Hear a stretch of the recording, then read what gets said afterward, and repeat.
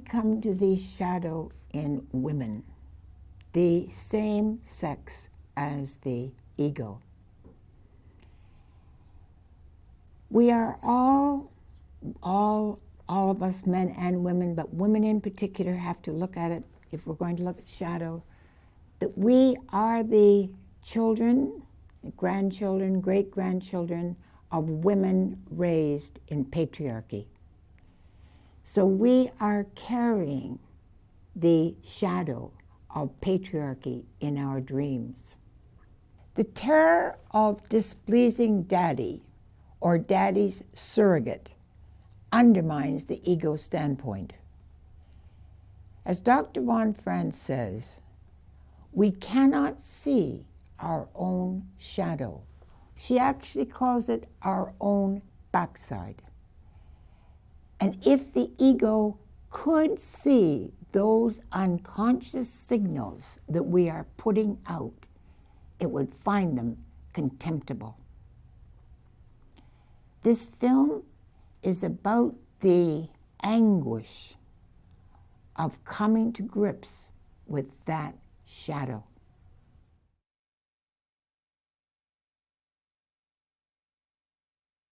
Many women today are fighting to escape the bondage of the patriarchy, under which their identity and feelings of self-esteem rest mainly on their capacity to make themselves desirable. They're realizing that the greater potential of life within them is being smothered by this shadow of desire. These dreams show that there is an unlived side of the personality which can be integrated, a creative resource which can give a life a new meaning. Well, I dreamt that a woman was trying to see herself in a mirror. And she said, "My husband has taken it away, so he doesn't have to look at me." And her friend, who was a woman, said, "My husband's done the same thing, and I could kill him." And the next thing was the sea, and the figure of a woman floundering in it. And a male voice said, she always used to like to swim naked like this, early in her career. And it was Marilyn Monroe, luminous and white, with her yellow hair all spread out on the waves, very much like the calendar shot, where her yellow hair is out on the red velvet. The only problem was she didn't have any legs or any arms.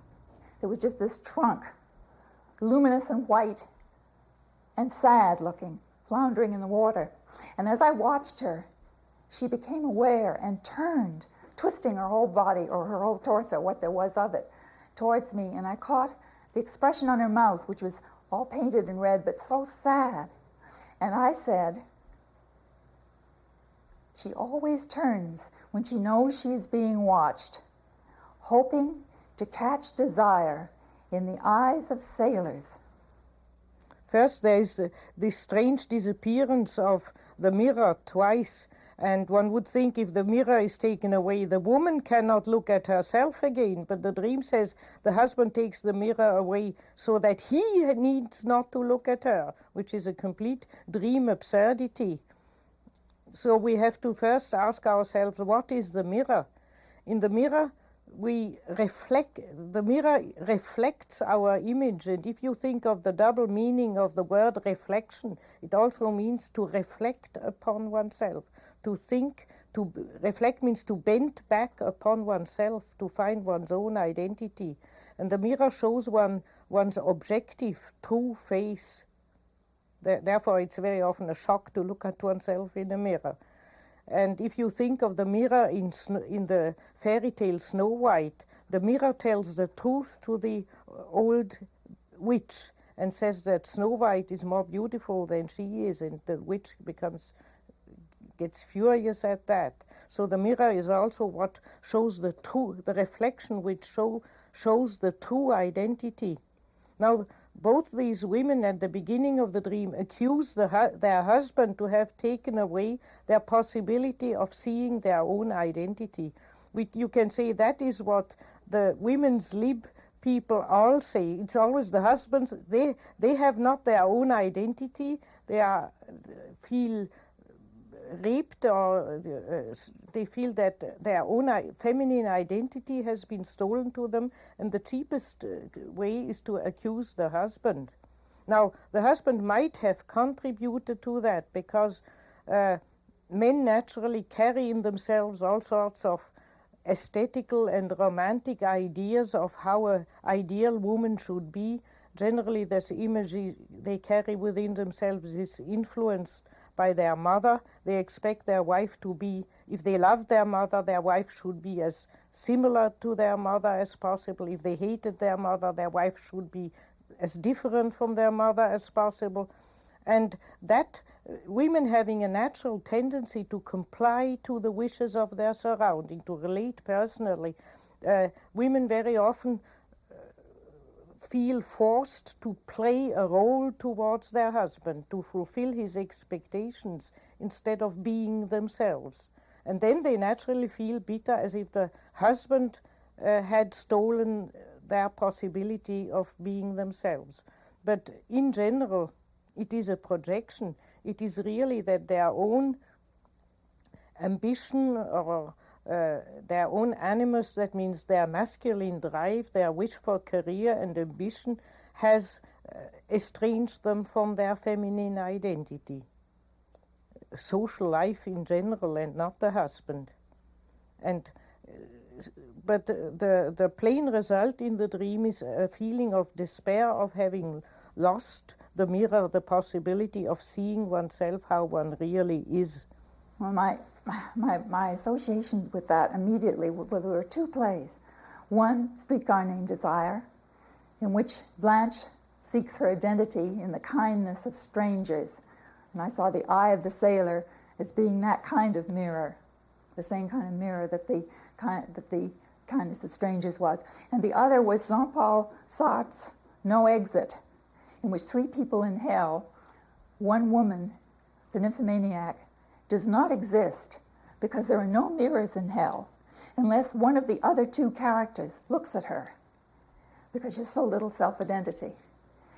And it seemed that when I had this dream, it seemed to me that it mirrored it was a collective dream that mirrored something very wrong with women in our time, some terrible problem of women whose lack of self-identity makes them look for mirrors in the eyes of strangers or lovers instead of thinking of loving themselves.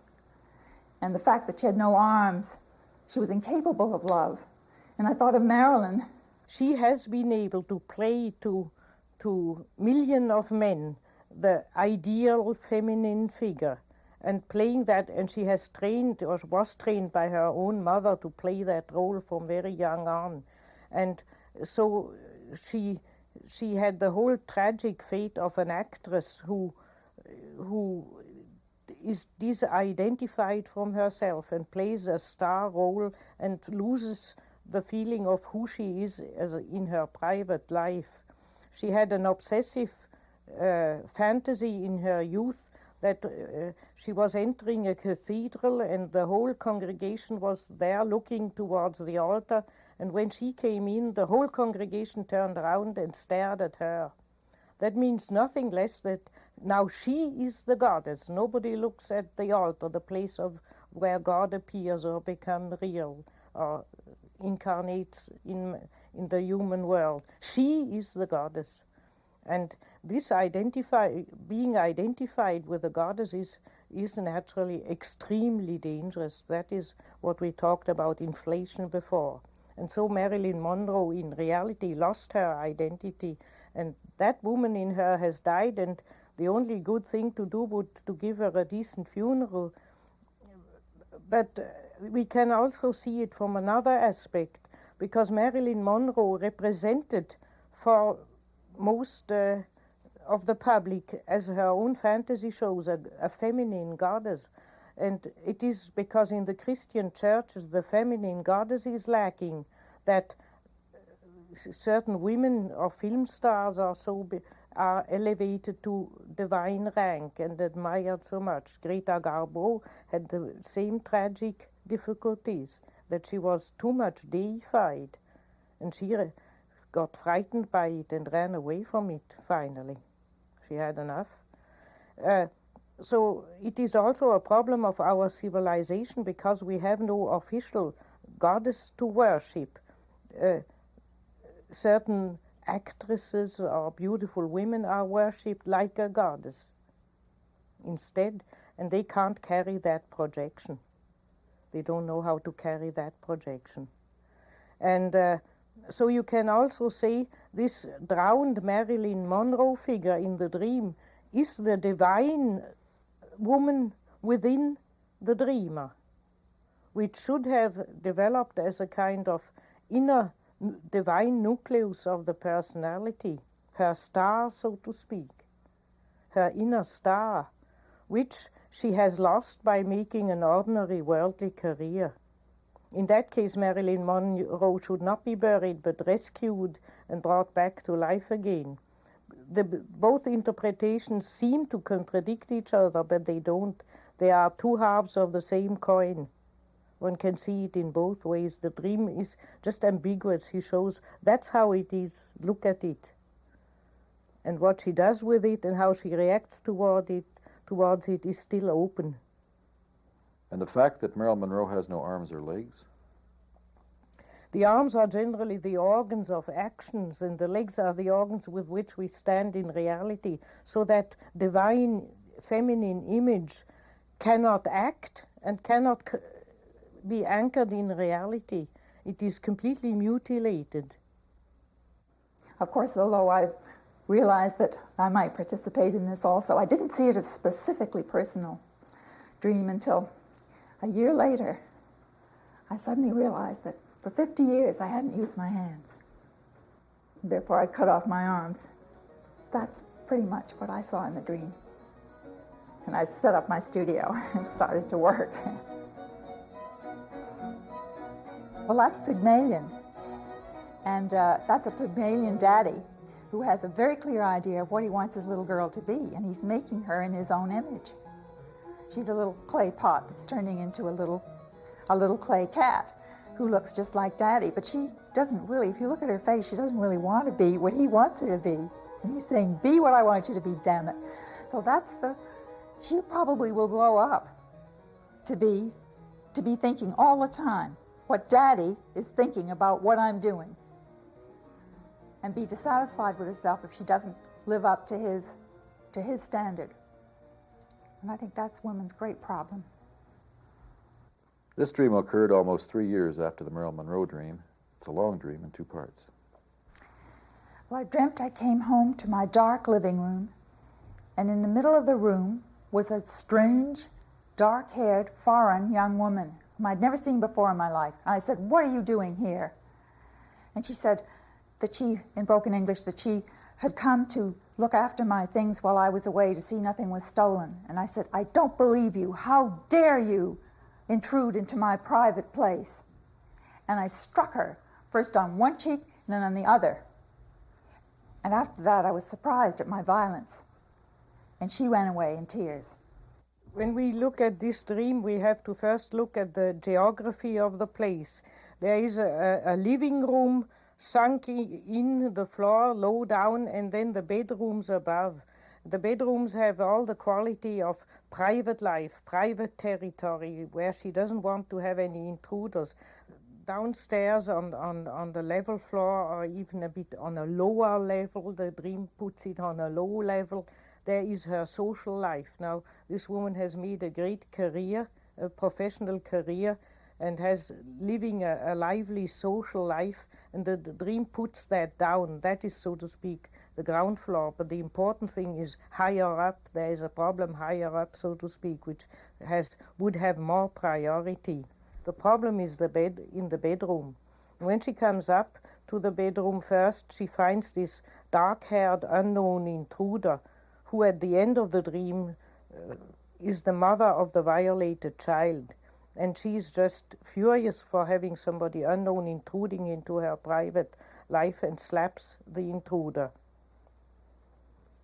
We don't know who that dark-haired woman is. We can therefore only conclude it is a part of her personality whom she has no idea of, another part of herself whom she doesn't know and whom she feels strange and whom she wants to reject within herself because she's unaccustomed to it. Very often during life we are suddenly assaulted by a new part of our personality, so to speak. We have new kind of feelings or reactions which we never had before, and very often out of sheer habit we hate that. We don't like to change. What's that? Why am I suddenly feeling so differently? And then we feel it's uncanny, and anything uncanny we try to slap down within us instead of being open and saying, what new feelings or reactions do I have? Let's look at them. But she has this rejection. And then she, in the next part, discovers that this unknown woman she has slapped is a waitress in the downstairs room. So that gives us a little clue who that woman is. That is a part of her femininity who has up till now only concentrated on serving other people instead of looking after herself. And it scene changed to a kind of basement cafeteria under apparently the apartment building I lived in. And there was a lot of confusion, and the manager was instructing the waitresses how to run things. And I noticed that the dark young woman was one of the waitresses. And I looked at the manager, and he had on beige clothes, but I couldn't make out his face. It was all out of focus, like a test site I'd had that morning. I couldn't see the card, and everything was blurred. And it reminded me of that, even in the dream. And then I overheard a conversation in which it became quite clear that the manager had sent this young woman to my apartment. And I began to feel rather badly that I had dismissed her so summarily. Right. Then I go to sleep. And I'm in my narrow bed in a room of my own, very narrow, very like the room of someone who's left a marriage, that kind of room. And suddenly I wake, and sitting beside the bed in a little tiny chair is a little tiny boy of about 2 years old with pink and white skin. He looks like a little rose petal. He's so exquisite. I lean down to look at him. He's got a little bag of pink and white candies, just the same color he is. And I think he's a sweet baby. He's not disturbing me. He can stay there. So I go on with whatever it was I was doing, and then I turn to look at him again. And he's turned into an older child, a girl, dark instead of blonde, naked, who's eating something with bloody hands. And I notice that her vagina seems to be split open and filled with blood. And I think, oh, how horrible. She's mutilated herself, or has she been violated? And I feel just overwhelming sorrow. And then I realize that she is the child of the dark woman intruder. Then she comes again back to the upstairs bedroom, and the bedroom is very bare and is a cramped hotel room, quite in contrast to her actual bedroom, which is comfortable and wide with armchairs and bookshelves.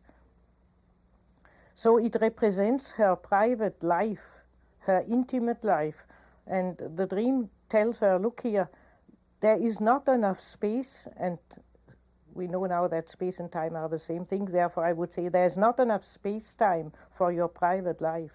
This is a woman who probably lives much too extrovertedly her professional life and her social life, and she doesn't take enough room and space and time to be with herself. And so that her psychological bedroom is a cramped hotel room.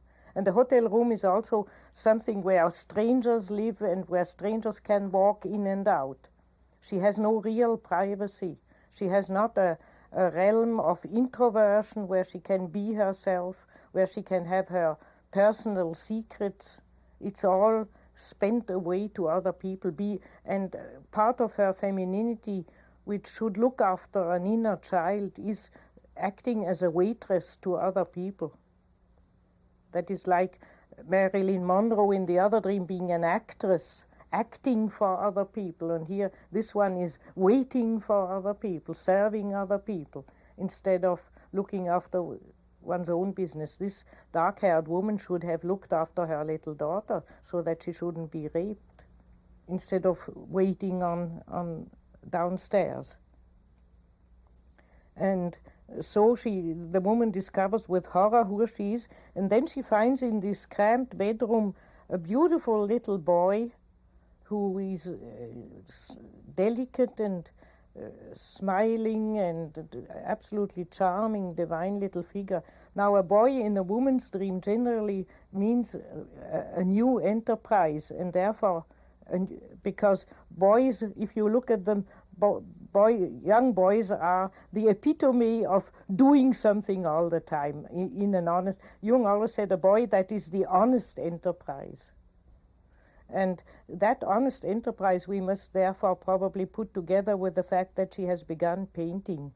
That was her first undertaking where she did something for her own psyche, for her own self, and where there was an honest enterprise which was not looking for success or anything, but doing a thing for its own sake. And that's the little boy, and there something comes into being, a new aspect of her personality comes into being. But that painting is only instrumental, because the little boy then changes into a little girl, and that means this painting she's now doing is not a purpose in it, has no purpose in its own. It is instrumental to bring forth a new part of her feminine personality, of bringing out her femininity, and that is the little girl, her true femininity. That little daughter of the dark-haired woman would be her true feminine identity, which is still very young and growing. Is not. She begins only to have a hunch of that true new identity, and that's why it's still a little girl. And there she discovers with horror that that little girl is bleeding in the vagina and is probably having been raped and violated and ill-treated. Who raped the little girl? We must probably say she herself, or her animus, her masculine side, her career-mindedness. By her career-mindedness, behind her own back, she raped her true femininity, which wanted to grow within her. But the girl is not dead. The problem can be mended in the dream. The dream only in a very dramatic form wants to show her, if you go on with your social life and your career-mindedness, you rape something within yourself, which is just born and wants to grow within you, a new kind of woman. Well, obviously, there is some tie-in with my Marilyn Monroe dream and the mutilation.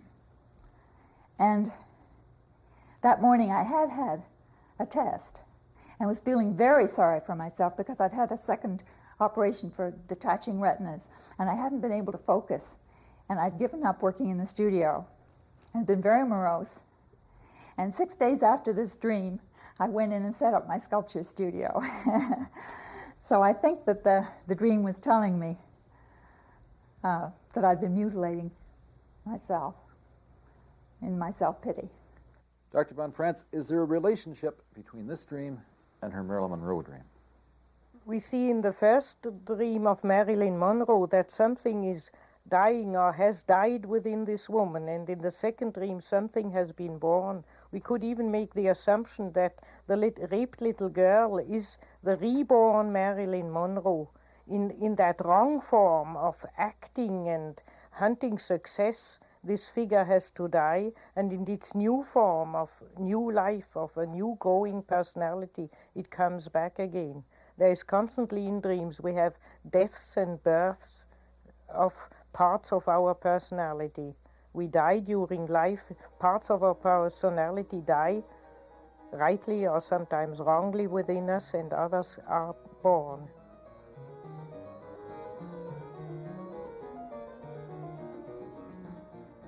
This is the monster baby, the little girl that never grew up. In fact, it's probably the little pussycat. She's smoking Pop's pride. She's a ventriloquist dummy. The ventriloquist is Daddy, and her jaw is chained to his with a little golden chain, which is the death rattle in her hand. She's in a cage. She's in her own little theater. She's a little star. She can't get out of the limelight. She has stars on her shoes and stars on her hat, which is Daddy's hat, of course, the fedora. She wants to shine for Daddy, and her whole life is committed to it, and simply spouts Daddy's opinions and lives by his rules and thinks she's happy, or she's in a prison. She's a prisoner of it. She's what happens when a woman has no inner identity.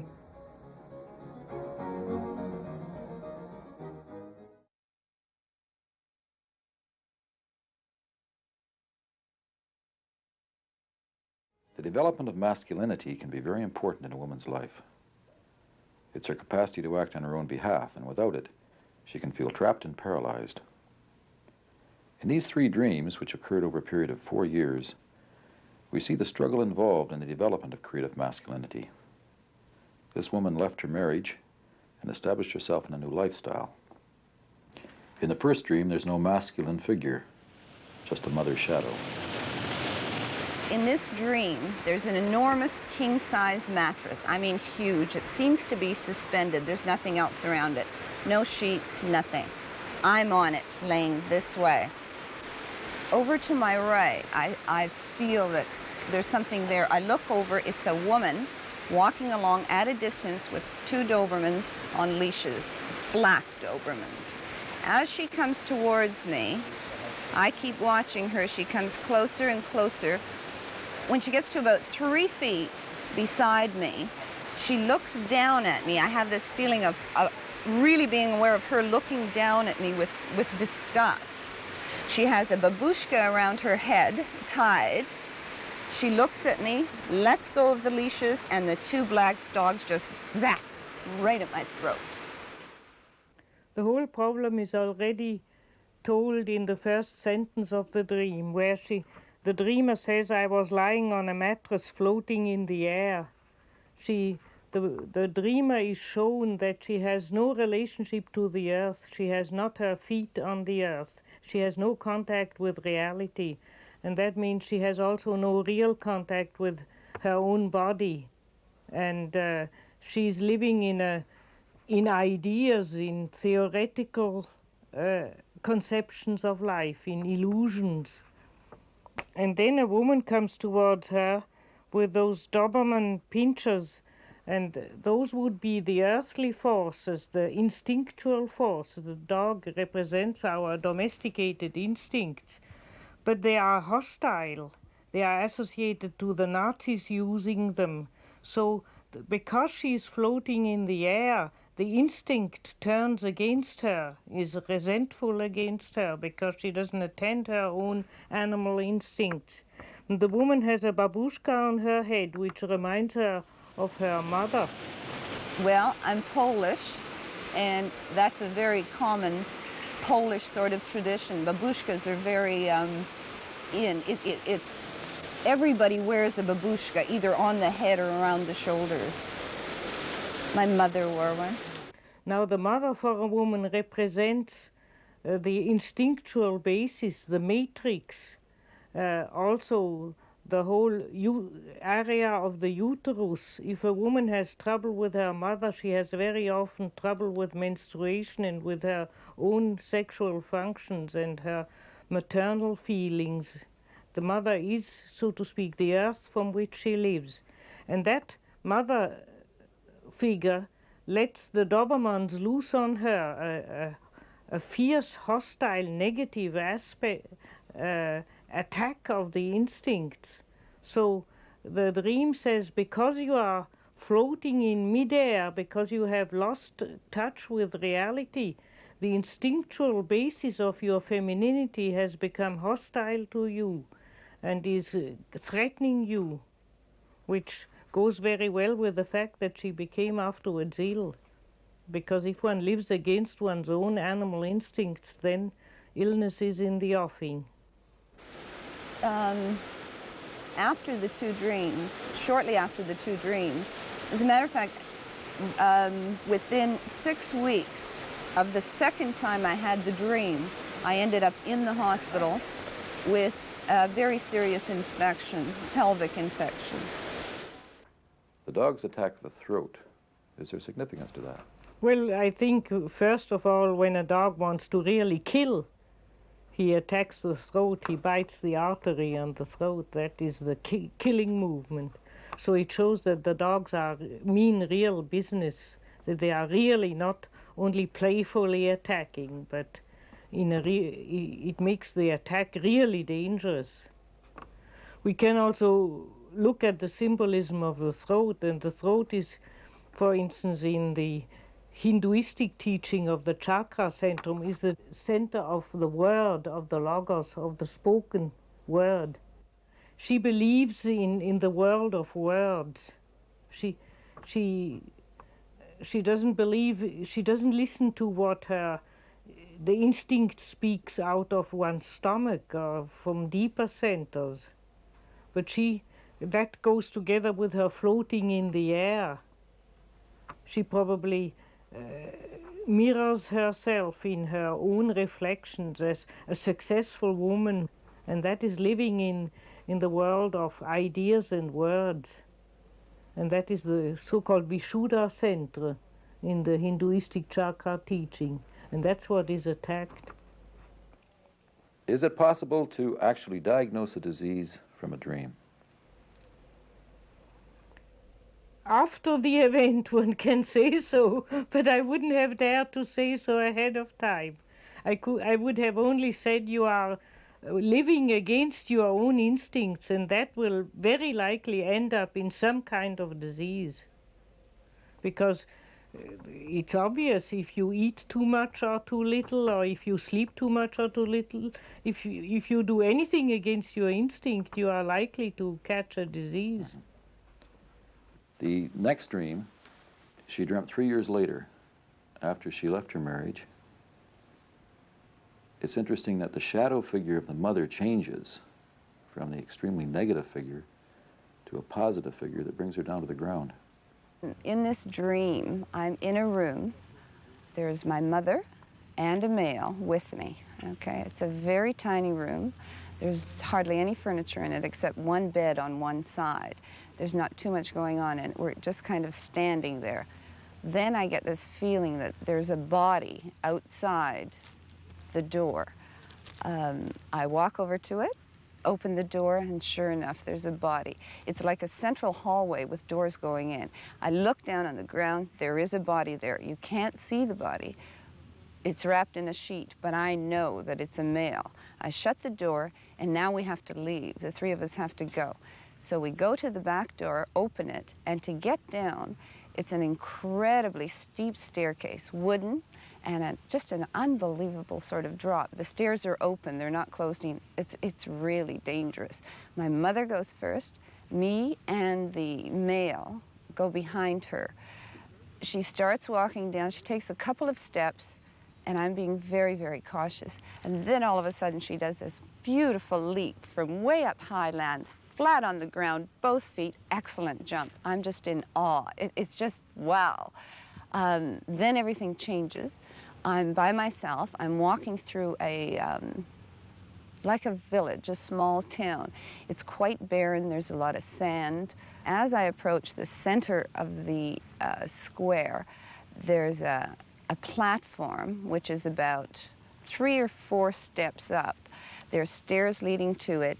It's a hanging man's platform, an absolute square made out of wood, an old weathered kind of wood. There's 4 pillars around the corners, and then in the center there's the hanging man's pole. I approach it, look at it, and there's a man hanging there. I look again. He's hanging, but by his feet. I'm not alarmed at it or anything. I look at it, and then I walk by. Though the animus is often spoken of as a nuisance in the woman, he has also very positive and important functions, because a woman whose animus is lamed or is not functioning is too passive and therefore too exposed to the vicissitudes of life. She cannot take her own destiny into her own hands, and therefore the animus really is a very positive figure. This dream here shows that the woman is with her mother, and actually she was very much wrapped up in her mother, and therefore dominantly feminine, and had not developed her own masculinity. And this own masculinity is shown in the dream as wrapped up in linen, dead, lying before the door. That is the part of her personality which has died and should be resuscitated. She therefore has to leave the place where she is. She has to change her life situation. And the path is leading downwards, a rather dangerous step. She has to come on a deeper down level of reality, become more realistic, realizing her practical life situation. And she succeeds in doing so, and then she comes to a village, an old village, old-fashioned village, which probably mirrors the old-fashioned way of life, where women were not allowed to have any initiative of their own, where they had this kind of passive, submissive life of the past. And there she finds that in the center square of the village a man is hung up.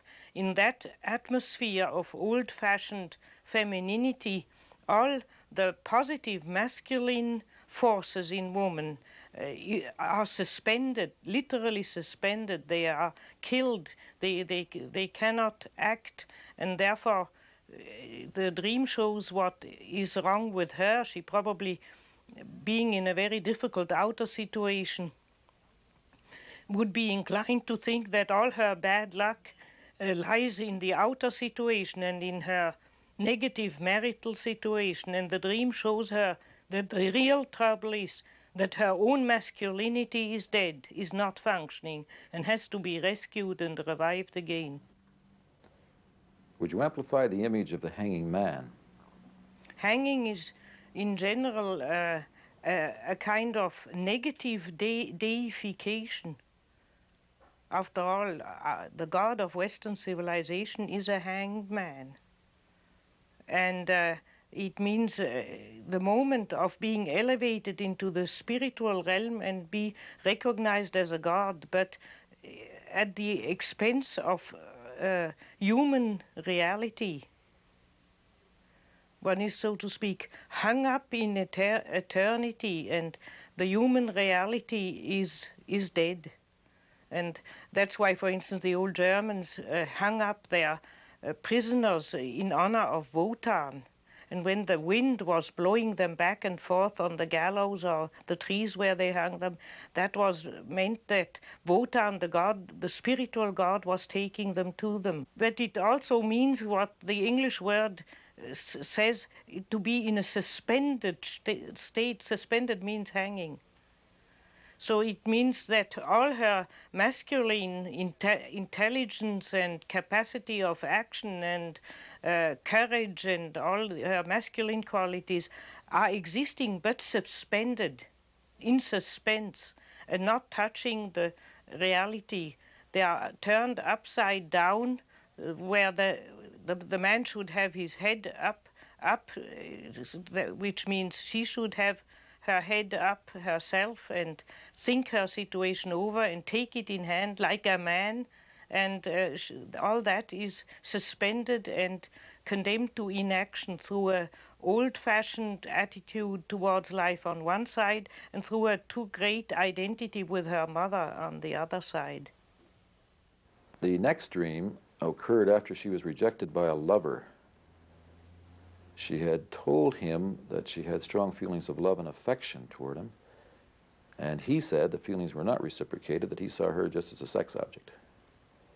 The dream begins, she's sitting in the balcony of a movie theater. All of a sudden, I have to go to the washroom. I'm looking for a washroom. I get up, I walk towards the back of the theater, There's an usherette standing there. We go to the washroom together. It's kind of a strange wooden door. It's a storage area washroom somehow. We both sort of go in, or she opens the door and kind of holds it for me, and I enter it. Now, to go in there and pee, I realize you can't shut the door. As I'm thinking that, a man enters in a suit, and I'm outraged because this is a ladies' washroom, so I tell him to get out. Then I see another man coming towards me. Now, this is quite short, stockily built, okay? He's coming towards me. I'm outraged at the fact that these men are in the ladies' washroom. He comes right towards me. The stocky man comes right towards me. I look over at the other man, and he says he's a Taekwondo master. And I look over at the stocky man, and he has assumed the stance of, you know, the martial arts sort of thing. And then in a leap, he's at my throat. She has been terribly hit before this dream by the negative answer of that partner. Now, the dream changes that hit, or represents that shocking hit, but in a different form. First, he shows that it happened when she wanted to pee in a toilet.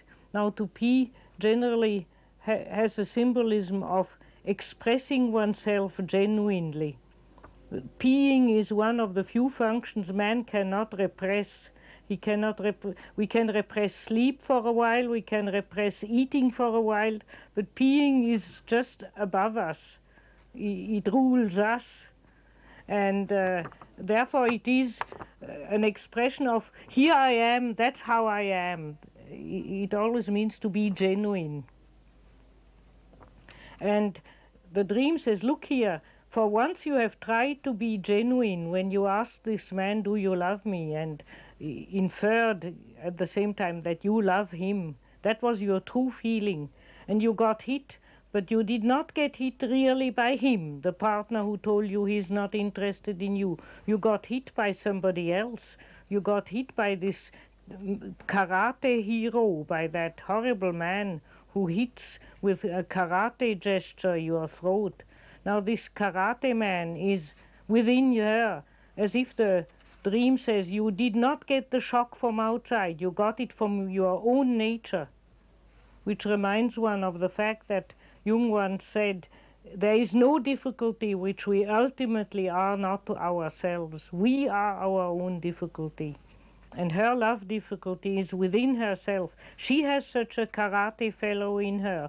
And she can only therefore develop further or become herself if she realizes that the terrible shock she fetched herself in the outer world is something, a problem in her own nature, and that she has to face up to the fact that she has such a hard, fighting man in herself who devaluates her as a woman. Now this figure, this karate figure who attacks women when they become genuine with their feelings, will you talk about him in terms of society in general? Well,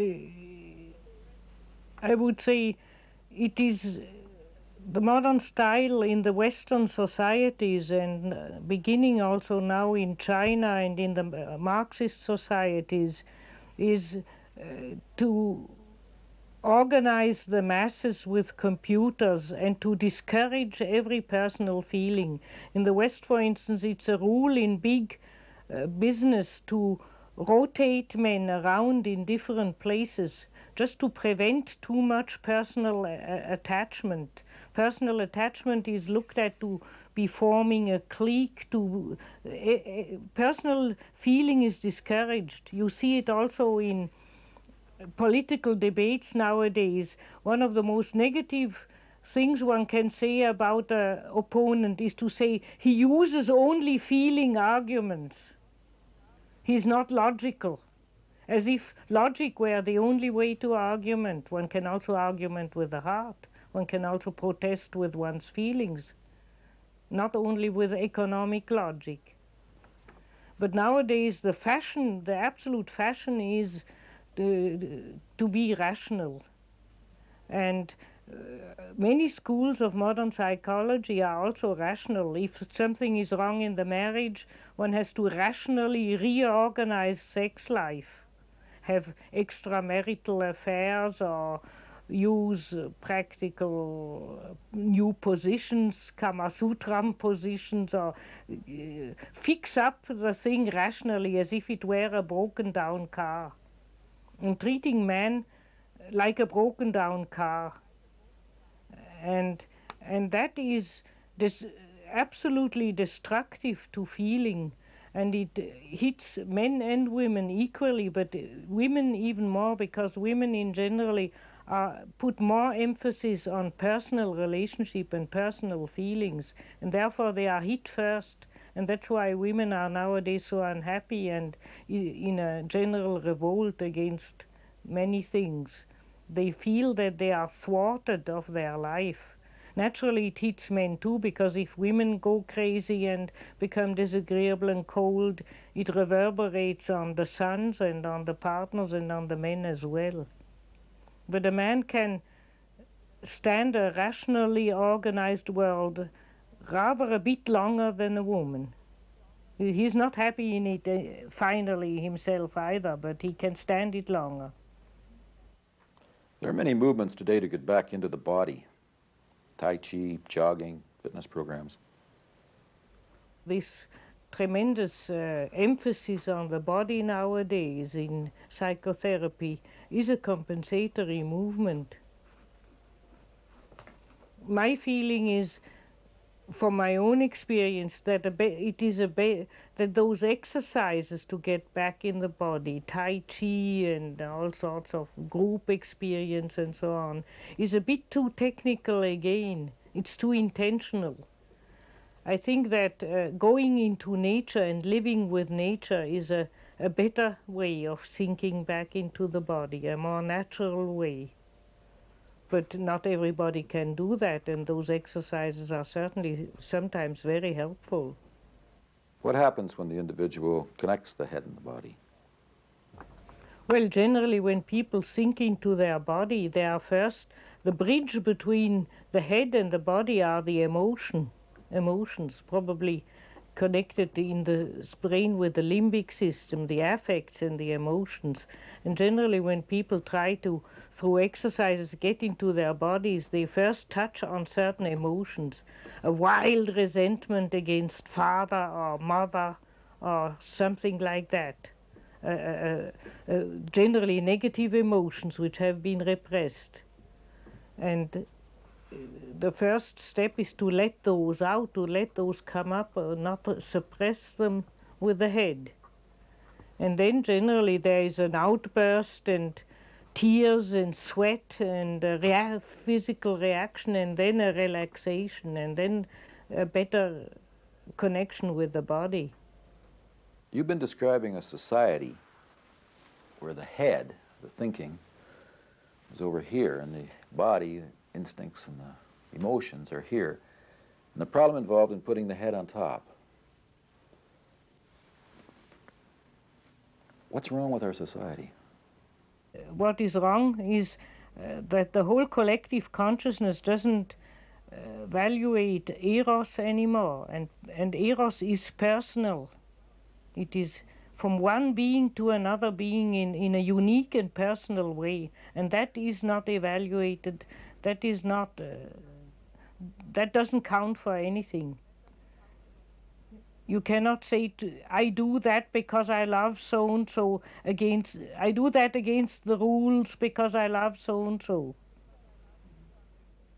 The rules are the rules. The computer has spilled them out that way, and that's the way it has to be. The whole depersonalization and the whole mass organization of modern society is destructive to feeling. And that drives women mad.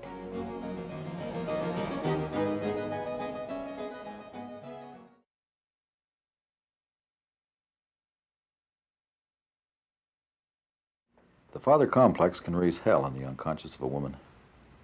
His authority is absolute, and he blocks her from contacting her own creative spirit.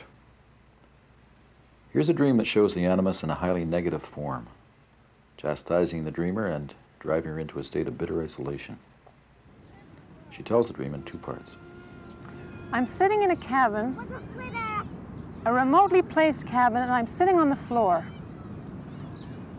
I'm brushing the hair of a cat. I can't see the cat, but I know it's got orange fur because I'm pulling the fur of the cat out of the brush. A woman behind me is using the phone, and I'm sitting beside a man I don't recognize, but I know in the dream is my father. He's very tall and strongly built with short hair. He is chief of police, and we live in the police department of a remote settlement. The woman finishes using the phone and hangs it up and leaves, and he walks over to where she has been and tidies up something and turns and walks towards me and says, "They're crazy, they're just plain crazy." She's been making incestuous overtures to whoever she's been talking to on the phone. In the beginning of the dream, she's brushing an orange cat. The cat stems in our countries originally from Egypt, and there it was a divine animal, and there was a cat goddess Bastet, who was the goddess of music, sexuality, pleasure in life, and altogether fertility and life-embracing feminine fertility. The cat also, in contrast to dogs, has never sold its soul to man. The cat has always a kind of egocentric reserve somewhere.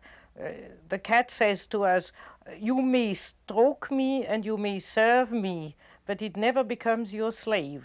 And if you annoy it, it just walks out on you." And therefore the cat stands very often in women's dream as an image of something feminine, being independent and sure of itself, just what modern women are so often lacking.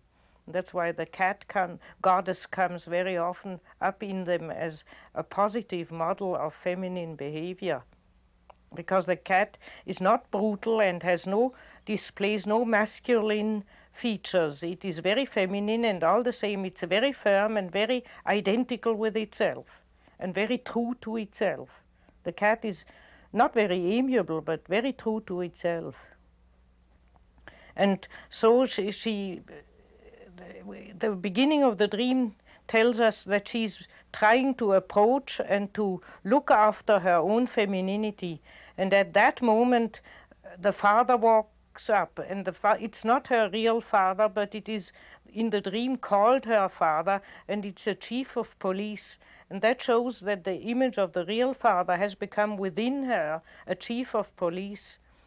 That would be that she now this woman tyrannizes herself with rules of behavior. In actual life, she has decided to become a good mother, and she forces herself in a tyrannical, harsh, authoritarian way to be a good mother. Her home, her children, and she and the family life has to be the way she thinks is right. But that's why the dream says it's the chief of police. The police is mainly engaged to look in a very collective, undifferentiated way that things go on orderly, conventionally orderly. And so the chief of police is that animus in woman who wants authority, order, behaving like everybody else, not doing anything shocking to everybody. A bit the opposite of the cat. The chief of police and the cat never get on very well, and that poor woman has both in her at the same time. And then the chief of police declares the woman to be crazy.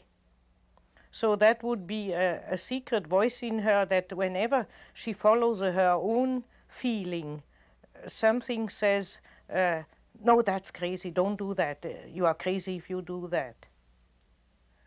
Many people repress things within themselves by calling them crazy.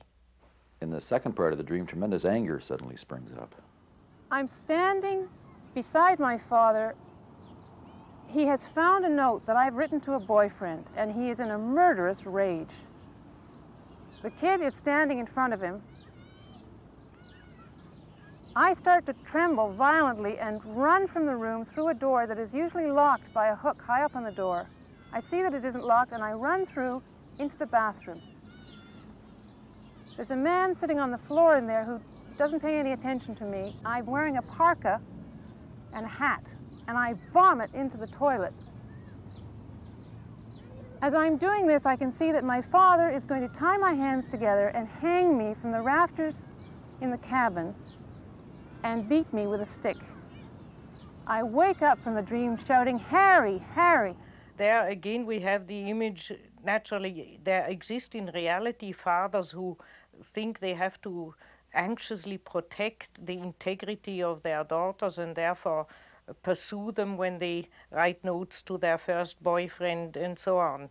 But here this is no longer the case, as this woman is married and away from home. So she is doing that again to herself. And that is the greatest tragedy about the negative animus, that it always flares up with its power where a woman loves. Whenever a woman loves somebody, or a man or somebody, the animus comes and wants to cut it off. The negative animus tries to cut off women from any kind of relationship by belittling the relationship or calling it crazy or by some other means. The negative animus mainly manifests as a opinionated resistance against having feelings of love. And that's why, especially if a woman has a tendency to fall in love or to be even only interested in a man, then her animus comes up and makes her ruin the relationship. How does a woman experience that inside herself? Subjectively, you don't know, you think you are under a curse. Just when you want to meet the man or talk to the man you love, something makes you make him a scene, a tearful scene.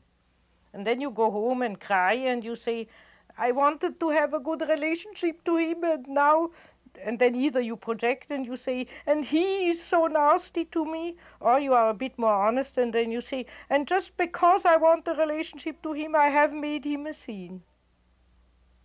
And you just don't know what devil's mechanism makes you do that.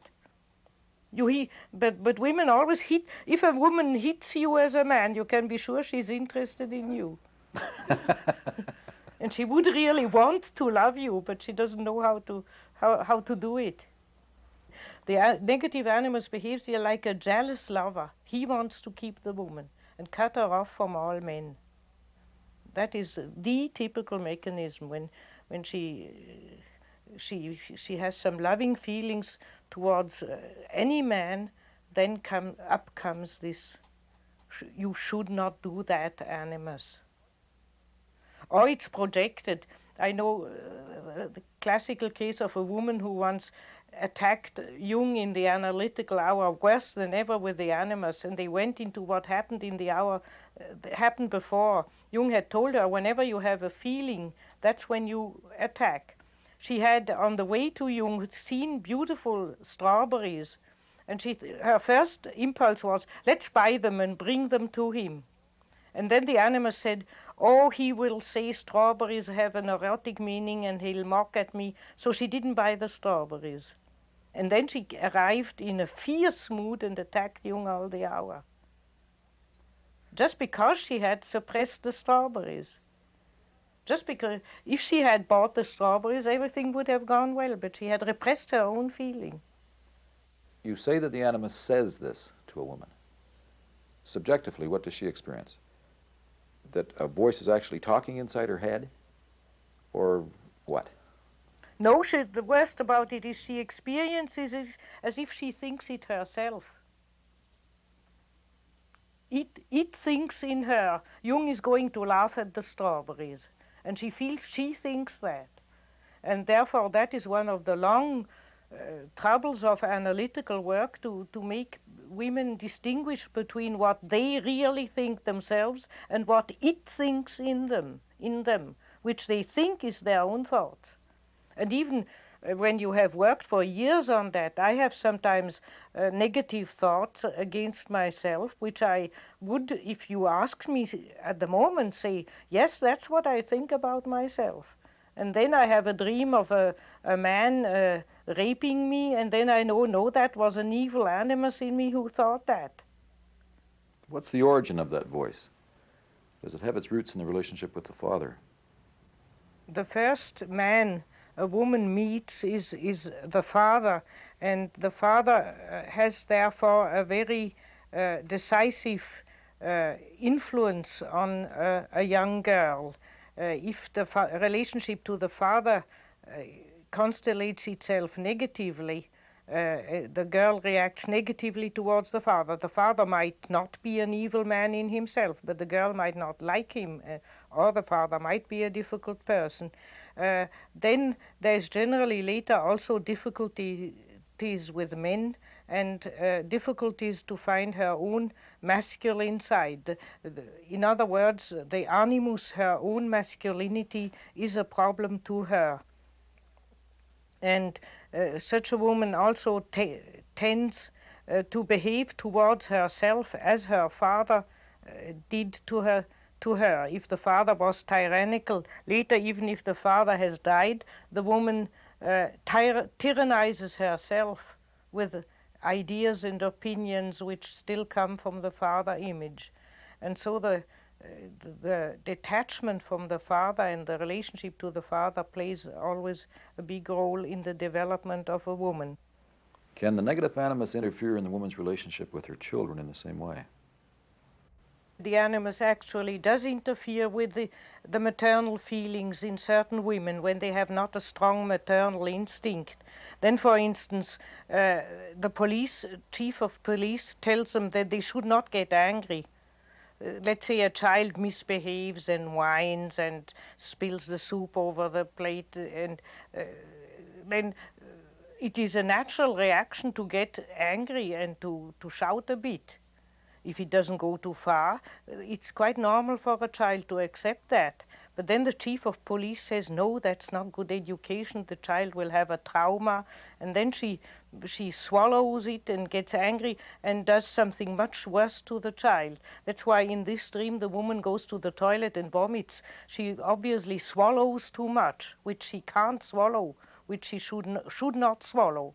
You vomit if you have eaten something you shouldn't eat, and which your stomach refuses. She stomachs too much. So I would have the guess that very often her children annoy her, and instead of howling on top of your voice, you are impossible brats, go to hell, she swallows everything. And children like strong reactions if they are carried by a loving undertone.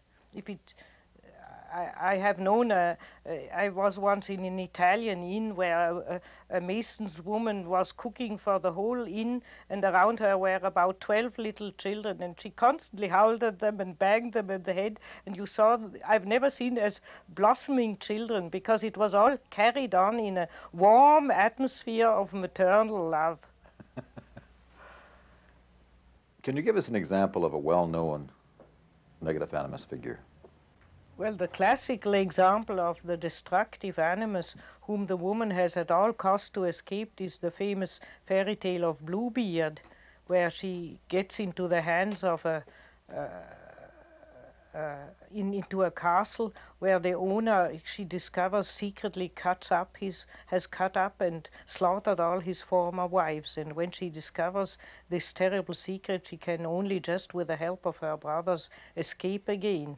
So that is the classical image of the destructive animus. If a woman cannot escape these self-destructive and self-annihilating thoughts, it might even lead to a severe psychological disturbance, or at least such women who can't escape their Bluebeard become generally isolated, bitter women who have no men loving them and find no partner and live in bitter isolation, if not worse situation. These women are stripped of their capacity for human love and affection. It has to do with the animus, namely with that they allow self-destructive opinion, impulses, actions to rape their psychological personality. They rape, so to speak, themselves with the animus. I have, for instance, often when I have indulged in destructive thoughts about myself or about my work, dreamt of being pursued by hostile men. The dream saying those negative thoughts are not you, they are hostile animi in you, and you should run away from these kind of thoughts. They destroy you if you stay with it. Could you be more specific? Well, for instance, just take the woman who is annoyed with her little boy spilling the whole soup. Her natural feeling would be say, damn it, now you have again spilled the soup. And then the pedagogic animus says in her, you mustn't speak loud to your little boy, that's pedagogically not wise. Then she rapes her feeling. With her opinion that she shouldn't speak up, she rapes her natural feeling. She rapes her feminine reaction by having an opinion that she shouldn't have a feminine natural reaction. Can a woman's dream of rape be positive? I would say that depends on who rapes her. If she might dream that a powerful, healthy, or in any other way positive figure rapes her, then I would still not like it because it's such a passive situation.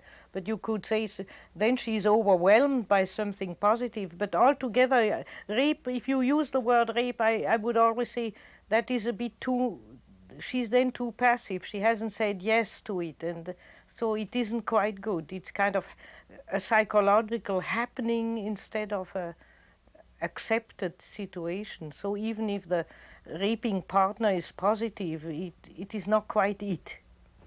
We were talking earlier about how men can become paralyzed by women's tears, the crocodile tears when they get hurt. And you use the image of the animus of the woman becoming this great hulk of a man, and then picking the woman up as a little girl and holding the little girl in front of him. So the animus then can come from behind and smash the man, but shielded by the little girl, which the man hits if he tries to strike back at the attack coming at him from the animus. Can you talk about that image? Well, that is only a simile because women like to do that double play to a man when they are in the animus. They brutally attack the man, or they viciously, with their tongue, attack the man. And when the man hits back, they say they are such a delicate, frightened little child, and now the brutal man is attacking them again, though they have attacked first. And so I always call that the woman having a gangster animus who uses the woman like a little girl and puts it in front, and one can't shoot down the gangster because he puts the touchy little girl in front of him so that one cannot shoot at him. And that's what women, they play at the same time. The touchy little girl who the man may not say woo to them because they are so uncertain of themselves, and the tyrannical man makes them even more uncertain, and the man doesn't listen to them and so on. And at the same time, they themselves viciously attack by making chiding remarks or aggressive remarks to the man. But say the man is moved by the woman's tears. What's he supposed to do? Mm-hmm. Smash her? Generally, men feel very awkward when women cry, and they feel, and the women cry to make men feel guilty, and so men feel guilty. They feel they are a brute who has made the woman cry, and so they feel uncomfortable and awkward, and they generally react in some inappropriate way because they feel cornered. When Jung describes a woman locked in the animus, he says that she's possessed. She's animus possessed. That word is usually connected to religion, to witchcraft, or to primitive tribes. there you have wonderful states of possession when, for instance, certain mediums go into trance and then they are possessed by a certain godhead. You have that, for instance, in Hawaii. Certain people go into trance and then certain godheads, female or male, enter them. And then they speak in a changed voice and the god speaks through them. Then they are possessed by a god. They call that they become the horse and the god becomes their rider.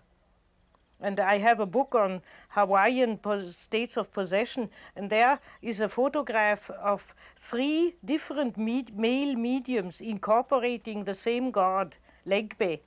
And they make exactly the same movement. Though they are, as human beings, different, when they are possessed, they behave all in the same way. They are possessed, we would say, by an archetypal figure, by a collective figure. Now, in waking up, these mediums sometimes don't remember what they have said in the trance state. They have been entered by a spirit. Now, this is an extreme of something which is normal in every human being. The whole day long, our field of consciousness is entered by autonomous complexes.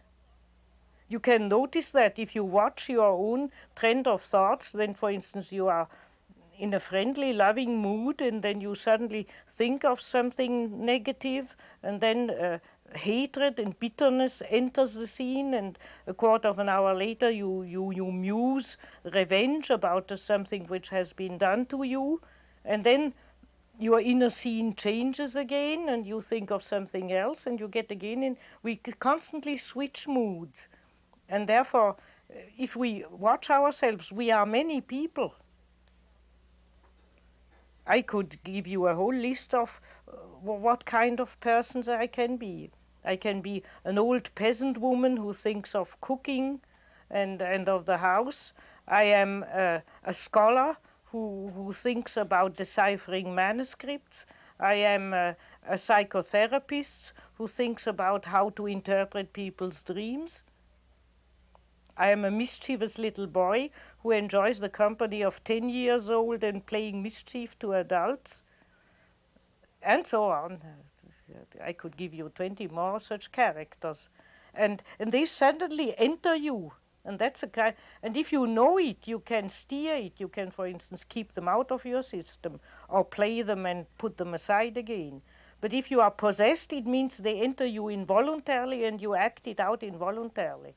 Now, for instance, the mischievous person I can call up and send back to sleep again when I feel now there's enough, I can't afford that yet, now. That's not possession. And so that is one of the aims of psychotherapy, to help people to get on with their inner family of souls without getting possessed by them, and to keep a constant identity of themselves. Now, the animus is the most frequent possession in a woman, that she's certainly entered by a mood of male determination, cold, generalizing thinking, opinions, or of an impulse towards rash, brutal, determined action, which is not at all in her feminine character, which changes her character. You even see in a woman when she gets possessed by the animus that her face expression changes, her eyes change, her expression of her mouth changes. I notice that when I get in the animus, I do this. I pull up my shoulders, like somebody who prepares for attacking battle. When I do that, then I know, stop and relax.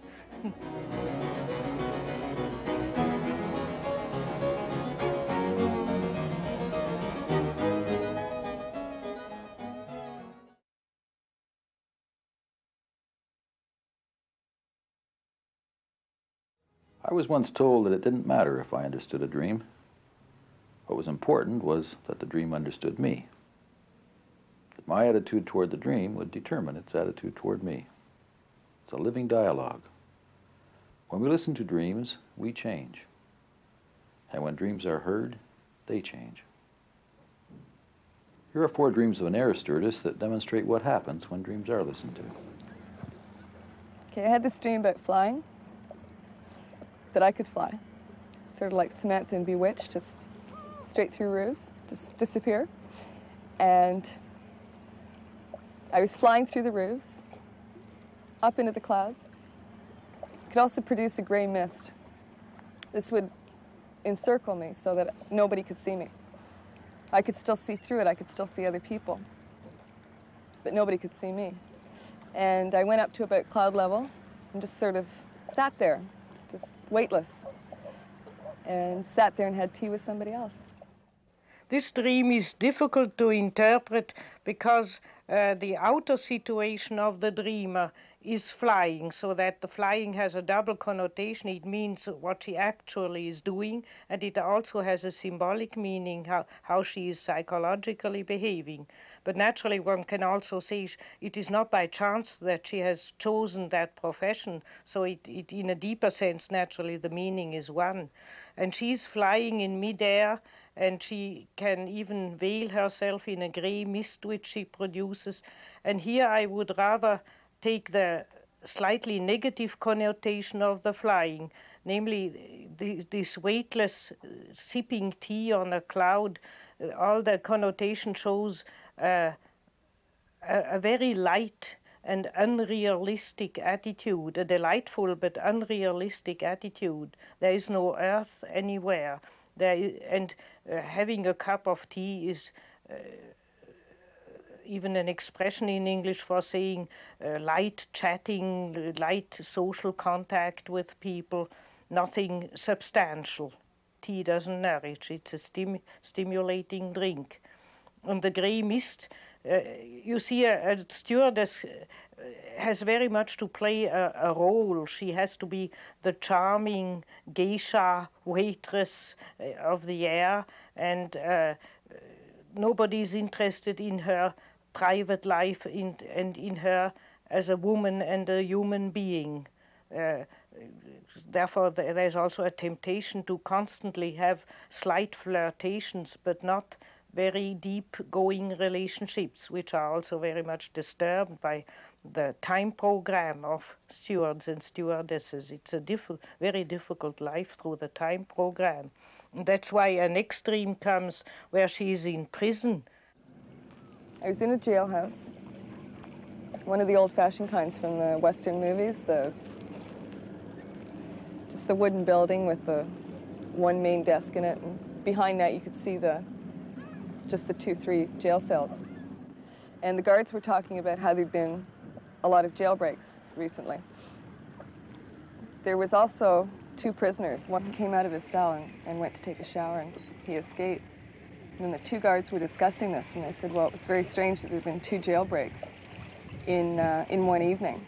And then they all turned around and looked at me, and they thought it was very suspicious, and then I woke up. That prison I would take as the timetable in which she is imprisoned.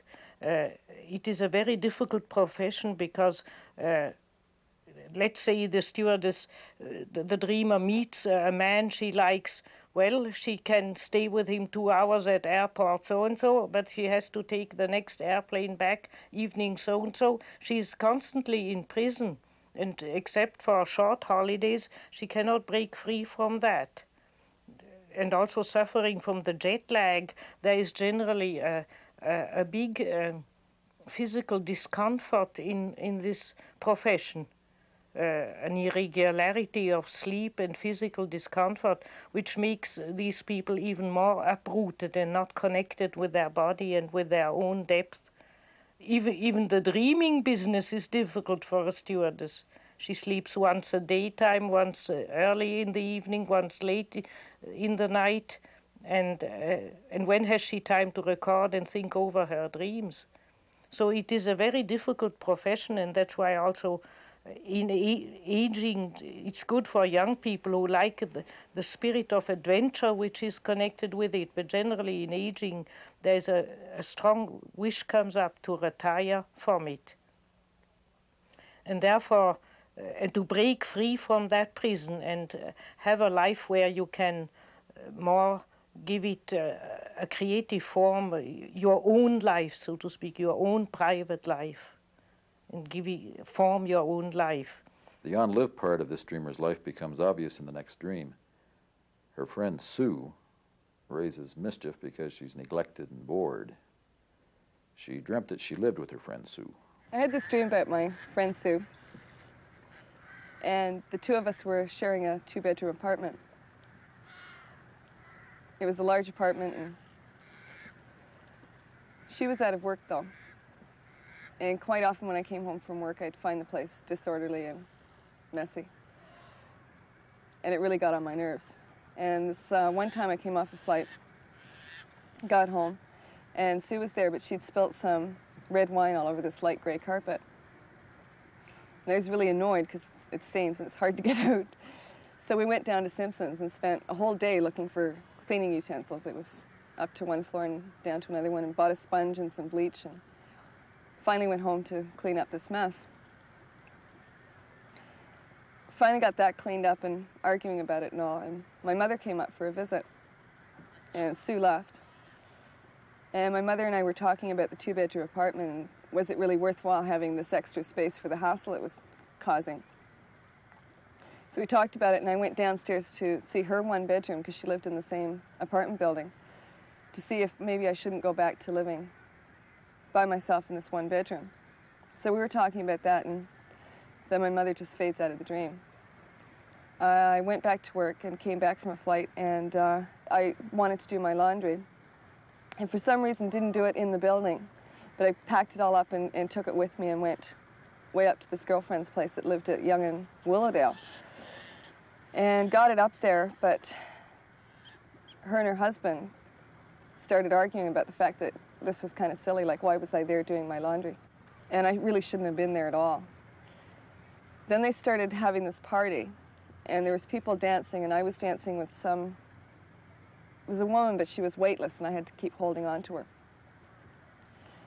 So the laundry must have been finished because I left, and I went back to the apartment.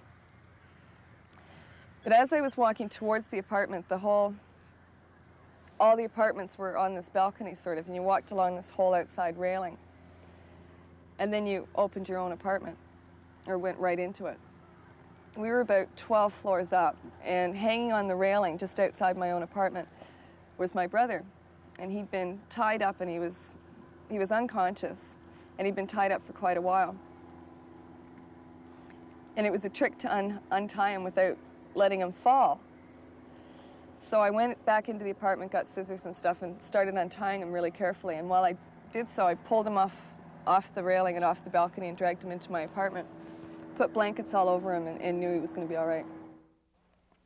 Cleaning and washing is mostly a woman's connection with the earth, with the body, with the material world.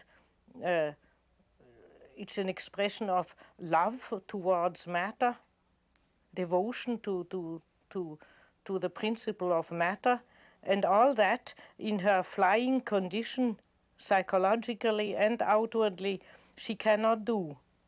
If the dreamer could live the Susie side of her personality, there wouldn't be such a difficulty, but because she cannot live the side which likes to be doing the household, which quietly lives introvertedly daydreaming while washing up. Washing up is a marvelous creative recreation where one can hang on one's own fantasies and thought, or a woman can think over her dreams and such things. And all that she cannot do. And so Susie is cantankerous and makes mischief and all sorts of trouble. And in the end we'll see that she even hangs the brother of the dreamer. Then the dreamer goes to do laundry, but she doesn't do it in her own house. She goes to some friends further away in town and washes the dirty linen there. And what's the significance of her doing her laundry? Washing dirty linen is to sort out all the little shadow things one has done, to dwell on them.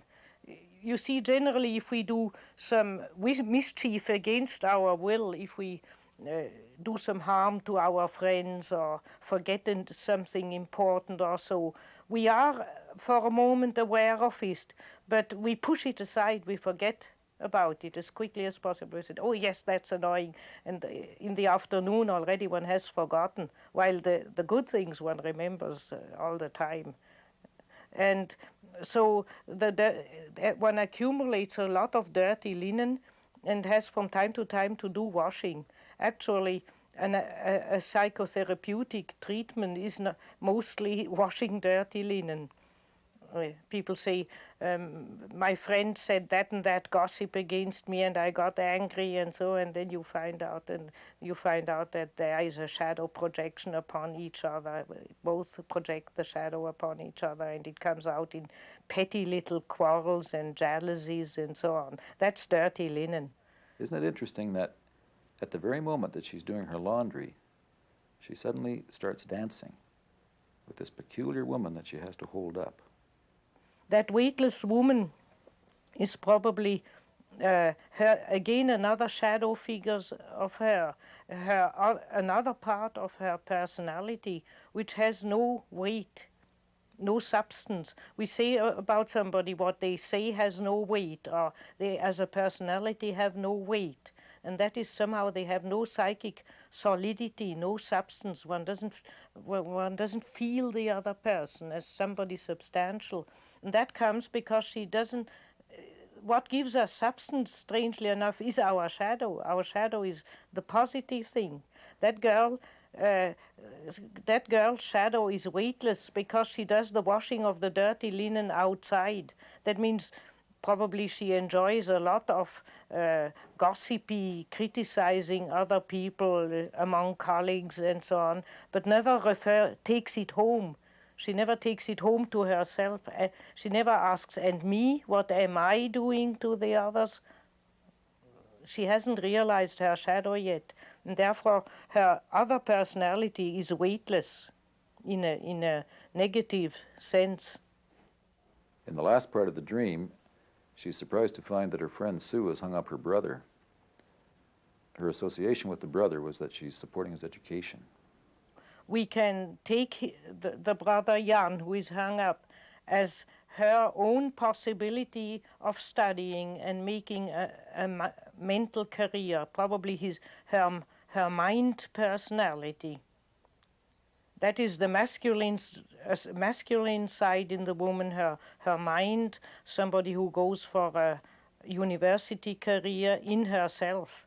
She probably neglects that, or rather perhaps she cannot live it in her present profession, and therefore it is projected onto her brother. She gives all her money and devotion to the brother that he can make a career, and kind of vicariously then enjoys the brother studying, while she actually should do that herself.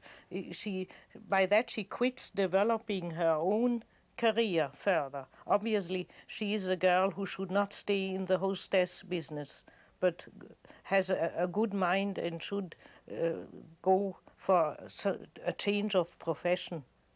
But her Sue shadow hangs up that brother, and her Sue shadow would be in her that mechanism which projects onto the brother the man who makes a career, the person who makes a career, and sees it outside instead of seeing inside. She has therefore to take down the brother, and then he might drop 12 floors down. The great danger is that if she would realize that she herself has to do what she's paying her brother to do for her, she might drop. And to drop in a dream has generally to do with a sudden disappointment and giving everything up. To let oneself drop into nothingness, so to speak. That would be a reaction in her to say, oh, I am hopeless, and nothing will ever come out of me, I can't make it, I give up. And then just throw herself away into the street, literally, and not make the effort to build up her own personal life.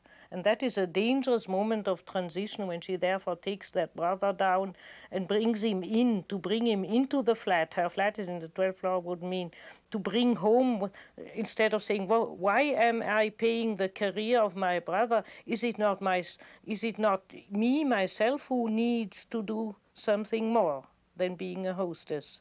That would be bringing home the brother into her own inner realm. And that is a dangerous enterprise she has to, which is recommended at the end of the dream, and which she seems in the dream to succeed to do so. What about that section of the dream in which the dreamer is discussing with her mother the possibility of leaving Sue and moving into a one-bedroom apartment with her mother? The mother is a down-to-earth, practical person, therefore would probably represent in her somebody who suggests always a shortcut, practical solution. Now, the shortcut, practical solution, if your shadow annoys you, is to avoid him, to go away and have your flat on your own, to not live with Sue. That would mean the most practical thing is to repress the shadow. You see that when you want to talk to people about their shadow, they just switch conversation. And they say, oh, by the way, I wanted to tell you, and they talk about something else. That's the practical way of getting rid of Sue. But it's not really practical. It's practical at the moment, but one pays for it later. Why is it that dreams tend to use close friends to reveal the shadow side of the personality? Because generally one makes friends with one shadow figure. Tell me who your friends are, and I have the whole panorama of your good and bad qualities. The bad qualities have also an attraction, a fascination for one. The friend can do the things one cannot do. The friend is generally the person whom one envies. The friend is more elegant, or dances better, or can move about better in outer life, or has depth, and has a better mind or something, and that is fascinating. So there is always a kind of love-hatred with the shadow, and with one's friends. If one hasn't worked on one's shadow, one has with one's friend also generally a love-hatred relationship. In the next dream, the male figure appears in a very negative form, but the dreamer handles him very easily. I had this dream about being at a large airport. It was a large city airport. There's people everywhere. It was very crowded. And there were also a lot of guns. There was people shooting. I don't know. It was a lot of confusion. It was big and it was crowded and it was noisy. There was this one guy that he seemed to have it out for me, kept following me around. And I kept hiding from him. And wherever I went, he would find me. And he kept aiming this rifle at me. And I didn't like it. And I was really frightened. And so I kept hiding. And he'd come back. And at one point, I finally looked at him and I said, listen, I don't want to die. I don't like this stuff with you aiming your rifle at me. And he went away. He got up and left. Now here we have no longer what we call the shadow, because it is a contrasexual figure which turns up, an unknown man who points a rifle at the dreamer. First, there are just rifles everywhere and shooting around, and a scary situation. Now, thinking of the dreamer as a hostess, we can say that she might any minute get into such a situation with the modern terrorist methods and so on, and it probably picks up that situation. The dream picks up that fantasy and brings it into reality, and there is a kind of psychological chaos in her when it comes to the masculine side of her personality. That has to do with the dreamer having had very little contact with her father. And in those cases, in a woman, there is no preformation to relate positively to a man in later life, because the first experience of a man in her life is practically missing. And therefore, one has this chaotic situation. She doesn't know really how men are and how to relate to men. She knows how to put a gray mist around her and appear as the attractive woman to them. But when it comes to establishing a human relationship, she is in falls into a scary chaos. But then one man singles himself out in the situation, which is a progress in the dream, a confrontation with the man, but he's unknown, so it would be the man, how she experiences him outside of herself, and also her own masculinity, being in a woman, knowing what she wants, goal-orientedness, willpower, strength, all these qualities which she needs. Well, a male figure is certainly not hung up in this dream. This man has pointing a rifle at her. A rifle in general is a phallic masculine symbol, and again points to pointedness, to goal orientation, to accurate, to be able to want something and to accurately have it in mind and go for it. That is, in a woman generally, a more unconscious quality, and therefore appears either projected onto men or as an inner masculine figure. And this man points the rifle negatively at her. He threatens her, and she becomes frightened. And then she suddenly realizes that he is responsible for her scary situation, not she. In general, when the counter-sexual inner figure in a woman, the animus, is negative towards her, that takes form in having very sharp negative judgments about oneself. You are nobody, you will never make it. Men don't like you, they only want to have sex with you, but nobody loves you. You'll never find a husband. You are not really a good woman. Your life will always go on as meaninglessly as it's now, and these kind of destructive thoughts, self-destructive thoughts, which put themselves between her and her femininity and her possibility of relating to an outer man in a positive sense. And therefore, it is a great progress in the dream that she wakes up suddenly and thinks, it's not me, it's that man, and he's responsible. That's as if she could, in that moment, disentangle and realize that those negative thoughts are something outside of her. It's not herself. As if she would say, it's not me thinking that. It's only something in me thinking that, which I need not to believe. Can the animus be transformed as easily as that? Just by bringing it to consciousness. I remember once I dreamt that a murderous burglar came into my bedroom, and I woke up with a cry of fear, and I went through what I had thought the evening before. I had had a very peaceful, quiet day before, which didn't amount for such a terrible dream. And then I remembered that before going to bed, I thought, the book I'm writing is all nonsense and I must throw it away. And I thought, I thought that. Then when I had the dream, I thought, no, I don't think that. It thinks that in me, and I needn't believe it. And I could disentangle from the negative thought. I don't accept it. And the miracle happens in our dream that by realizing this, what is that negative stuff in me, which always says you are nobody and you'll never relate properly to a man, blah, blah, blah, blah. That's not me. At that moment, he gets up and walks away.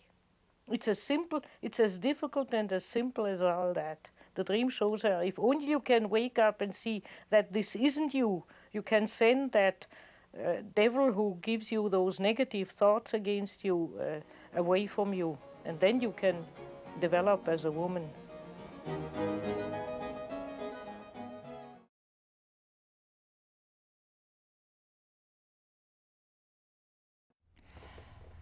Von Franz has emphasized that the face that we turn to the unconscious is the face that is reflected back to us.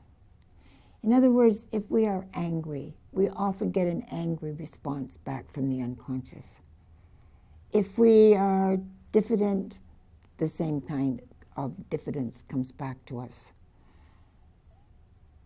It's very important when we feel ourselves being chased by a demon that we stop and hold instead of running. Some people run for a lifetime away from this thing that is running after them.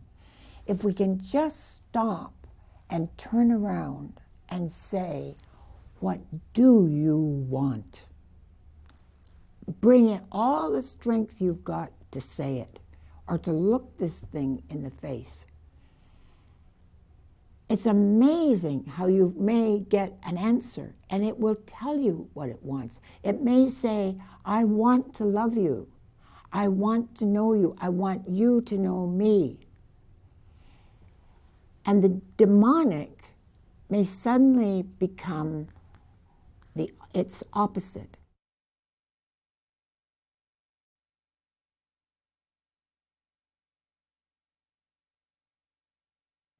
A band of cowboys shoot pregnant women and children. An ex-husband and his friends stop a woman from swimming a river. Christ appears as a furry dog with golden eyes. A woman's inner man can make her life heaven or hell.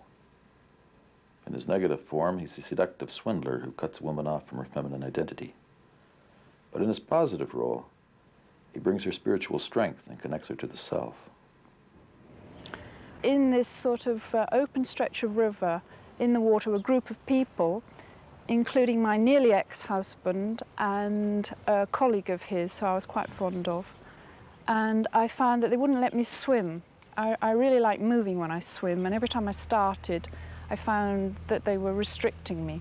And this made me feel very unhappy, and I woke up at that point. Many men say that the day they got married, the relationship was over.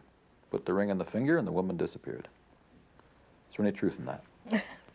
Jung once said, women are absolutely lovely and charming and chase the men till they reach the point of being married, and then they transform into devils and harass the man from morning till evening and so on. And that is because marriage is a being pinned down into a specific destiny and situation, and something in the woman resents it. Before you are married, you can dream about what you could do, would do. You can dream about marrying a film reporter and traveling all over the world, or marrying a rich man and doing this, or marrying a farmer and having your own farm, or whatever your desires are.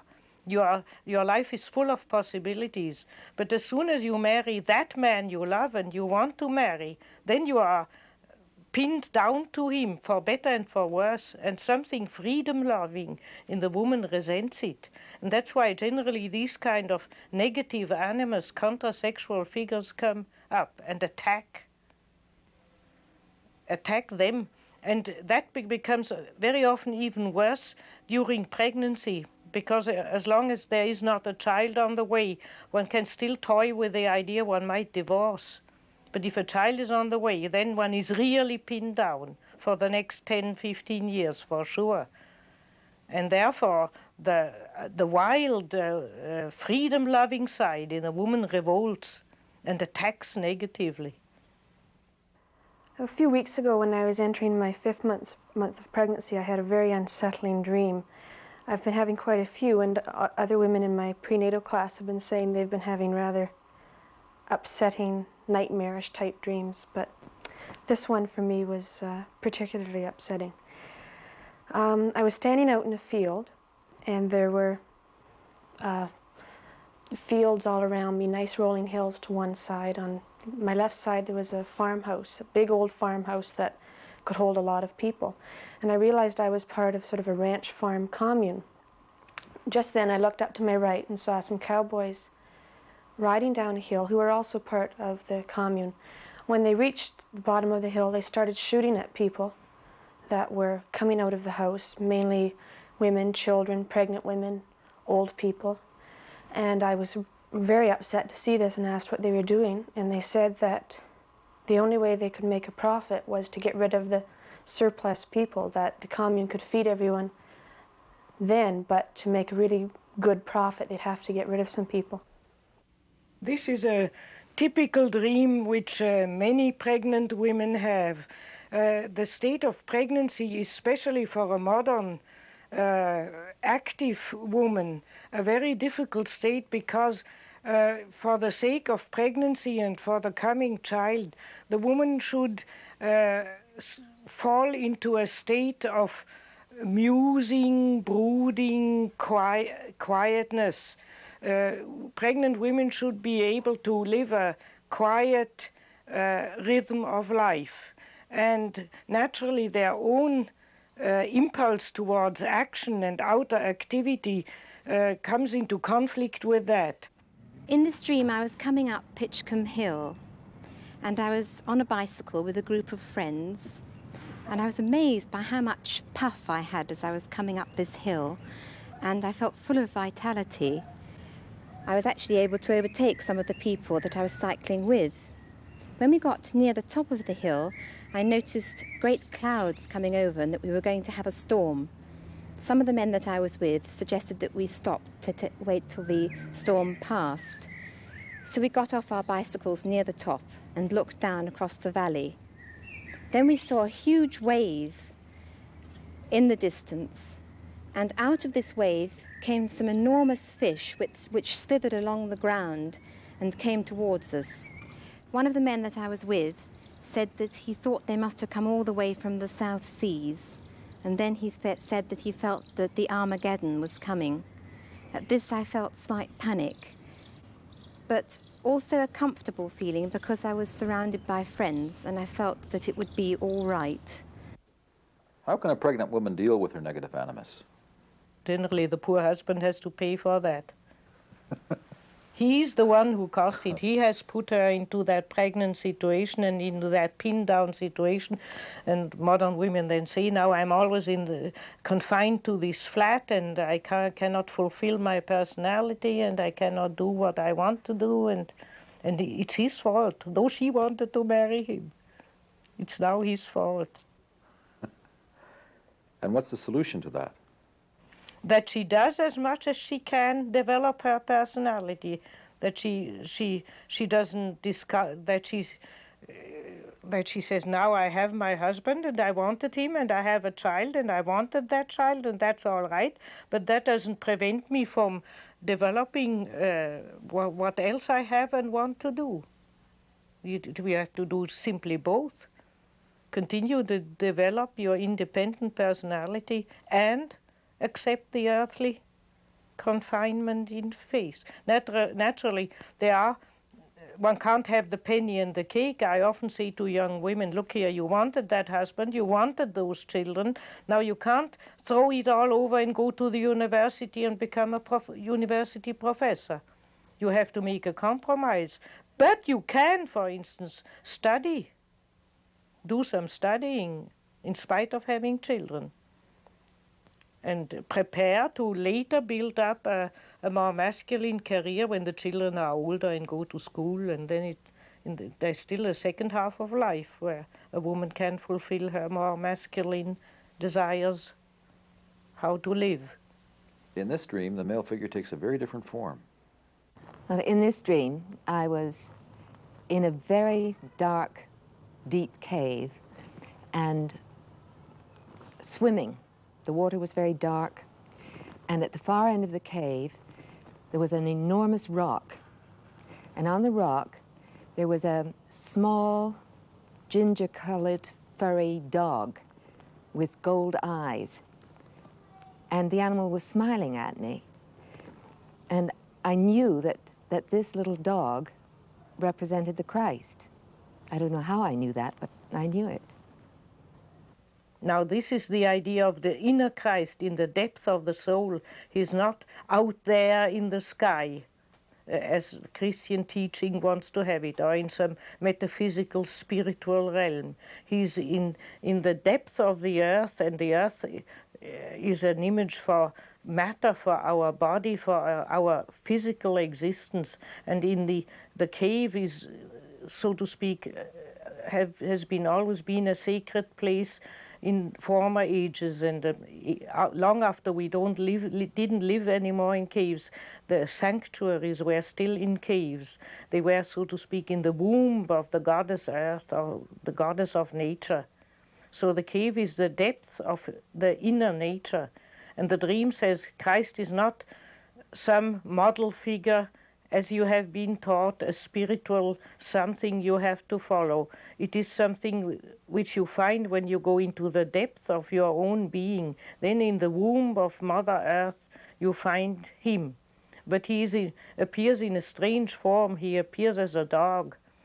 The dog, the zoologist Konrad Lorenz once said, the dog was the greatest and best conquest man ever made by taming the dog and making him his companion.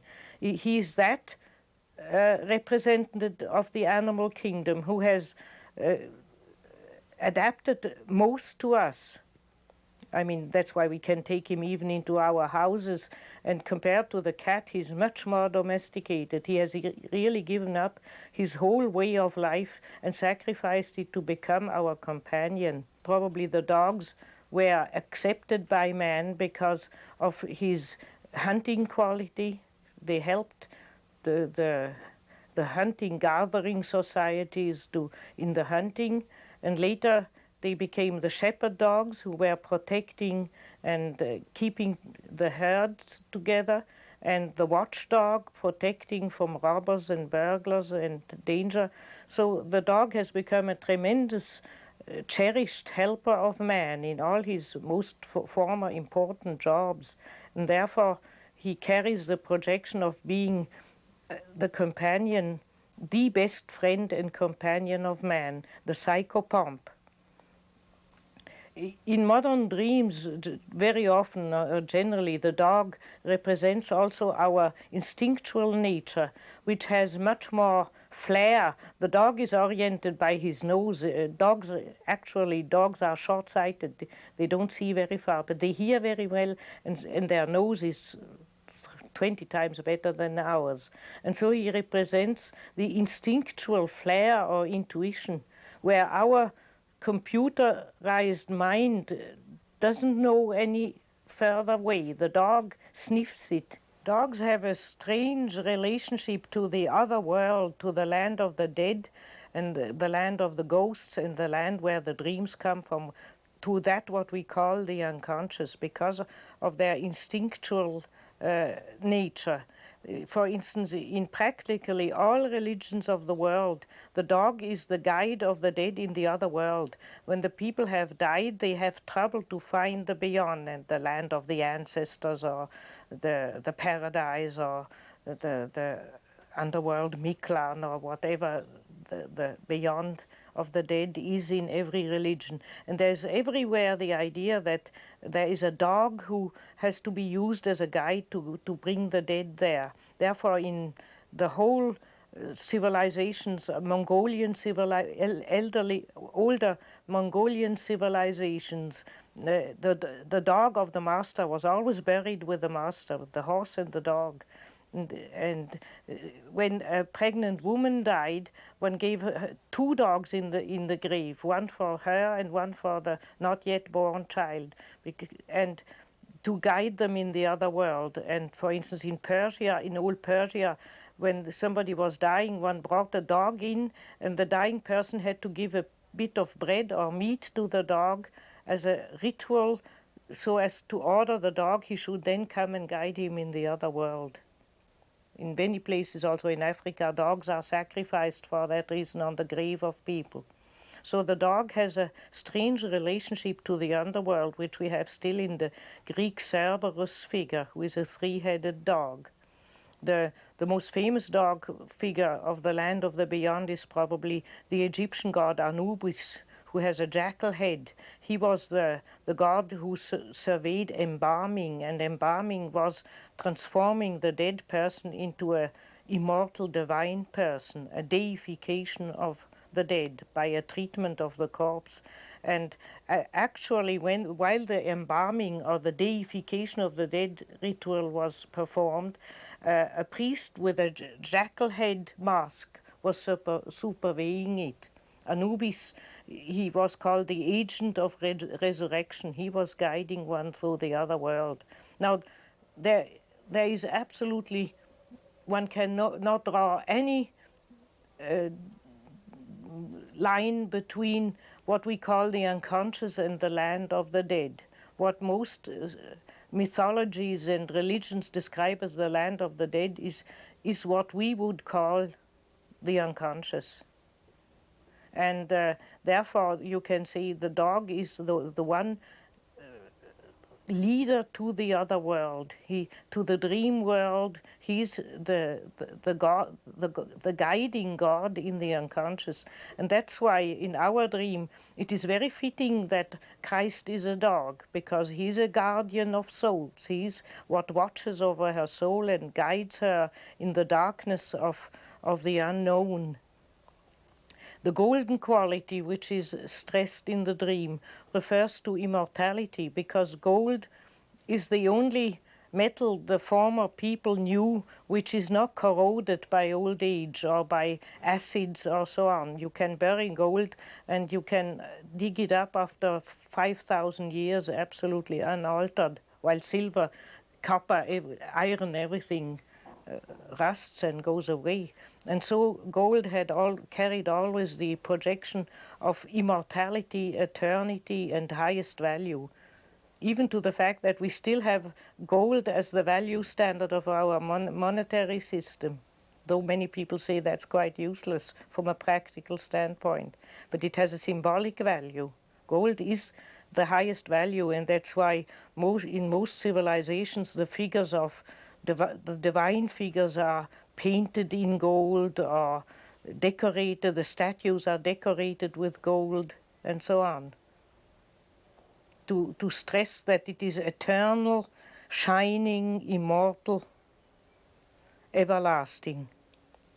And so the woman realizes this golden dog is Christ, so to speak, the way how Christ appears within her. He would be an image of what we call the self, of the inner guiding principle. Is this image of the self masculine or feminine? The dog in this dream is still more or less a masculine figure as identified with Christ, and that is one of the problems of our civilization, that we have no divine feminine figure. If a divine feminine figure appears, it's generally in the form of a kind of earth mother goddess or wise old woman. I just remember a dream of a pregnant woman. She was very annoyed by her pregnancy. She had a negative relationship to her own mother, and women who have a negative relationship to their own mother generally have also difficulty with pregnancies, vomiting, physical discomfort, resentment against having to have a child, and so on. They don't enjoy pregnancy. And she was one of those women. She felt hot and uncomfortable and was very unhappy during her pregnancy, till she dreamt that she was sitting in the earth in a cave, looking at her pregnant belly. And suddenly she realized that there was a floor above her, transparent floor, and above her was a superior woman. It was actually a woman she knew and onto whom she projected herself. But if we had asked her, she would have said it is a woman who knows more and is a wise woman who knows about the secrets of life. And this wise woman above her was praying to the stars, making a ritual and praying to the stars, and through her prayer drops of water of life were dripping down from the stars and coming and flowing through the transparent floor and assembling in her womb and quickening and nourishing the child. And she realized that this wise woman, superior woman figure, was helping her to carry the child and so that the child would come out right. And she woke up very relieved, and from then on she could accept her pregnancy. There the self appeared to her in order to help her to fulfill her task as a mother. In this dream, the male figure appears as a disembodied voice. This is one of those rare dreams in which an authoritative male voice told me with absolute certainty what I must do. I was translating Anglo-Saxon, and it came to an extremely difficult passage. I was translating the 2nd chapter of Matthew, and I came to the 2nd verse, and I couldn't understand it. And then a voice said to me, "This is your lodestar." And I woke up. And when I looked up the passage in the Bible, it read, "Where is he that is born King of the Jews? For we have seen his star in the east, and we have come to worship him." And then I looked up the word lodestar in the dictionary. And a lodestar is a guiding star, a star on which one fixes all one's hopes and one's attention. And it acts as a magnet to the soul that's following it. And that dream I had 10 years ago, and the full meaning of it I'm just beginning to realize. She is occupied in translating the Christian revelation which comes from the East into her own psychological setup and language, which is a process of assimilating it, of understanding it in her own way, instead of just believing what she's been told. And there she has difficulty with the passage, "That's your lodestar." The lodestar means the guiding star, like the Star of Bethlehem, to which it afterwards alludes quite clearly. It is that passage which alludes to the Star of Bethlehem, which guided the kings towards the newborn little child, Jesus. The guiding star we had already before in Gilgamesh, as being the principle of individuation, one's innermost divine destiny or cosmic destiny, the meaning of one's life, what guides one towards the absolute individual meaning of one's own individual life. And the dreamer has a difficulty first to find that lodestar. But then she discovers that it is Matthew 2:2, which is alluding to the Star of Bethlehem. That means a star which indicates a divine birth. In antiquity, one always thought that if a new bright star appeared in the sky, a future ruler or wise man or great man who would save mankind has appeared on earth. And that is behind the story of the Star of Bethlehem. So the dream tells her that just where she has difficulty of still difficulties of understanding, she will in her innermost being find that Christ is born within her own soul. The Christ child represents the saving factor which is born within oneself. We are not divine, but we are the stable in which something divine is born. There's a painting of Holman Hunt's in which Christ is portrayed carrying a lantern and knocking on the doorway of the heart. There you have the animus in his positive function as the guide towards inner truth. You have, for instance, very often in dreams of women, male angels, or if you think of the French Saint Jeanne d'Arc, she was always guided by the Archangel Michael and advised by the Archangel Michael in her political and heroic career.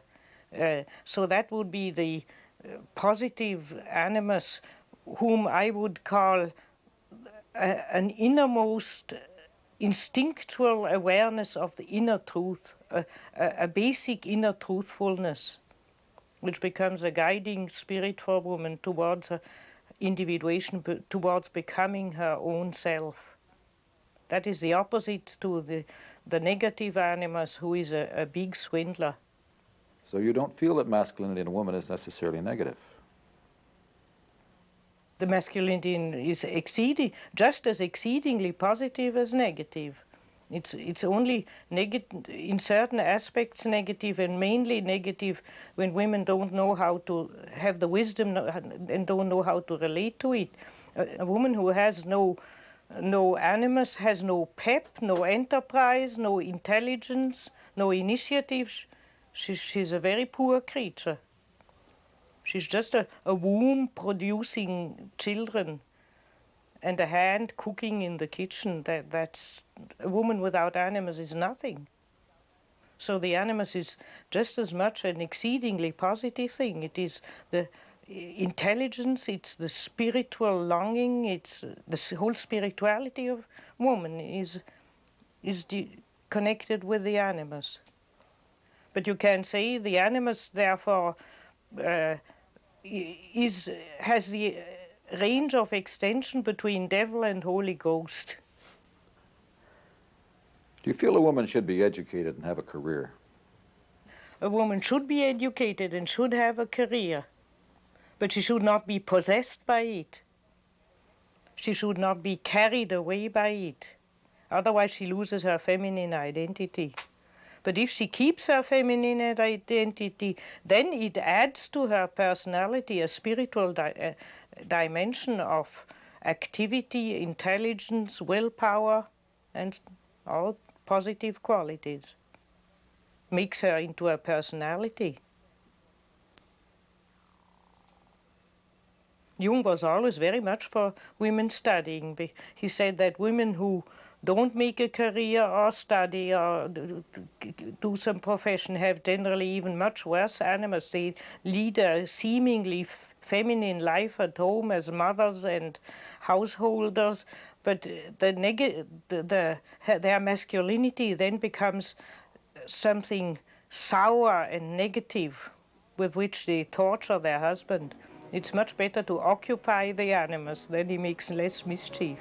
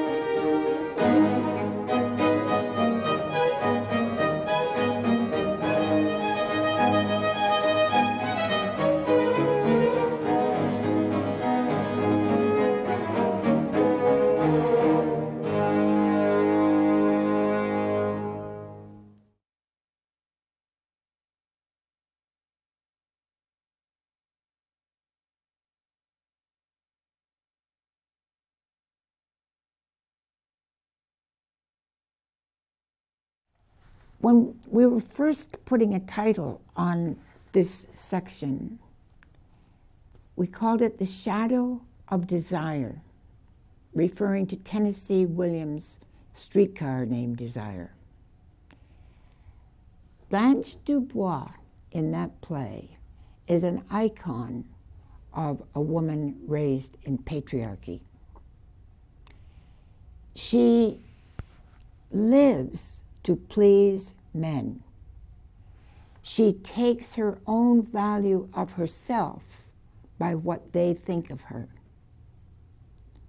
She is obsessed with knowing how she can allure men into what amounts to her trap.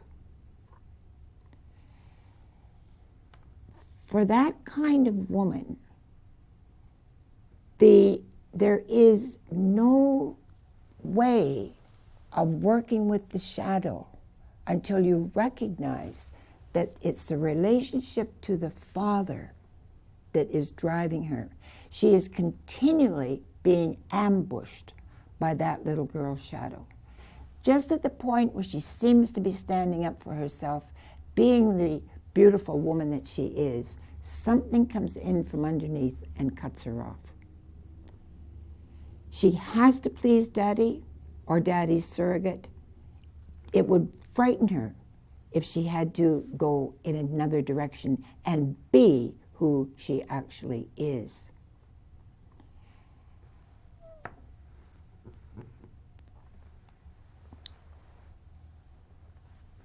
So long as she is in the power of that shadow, she is not free.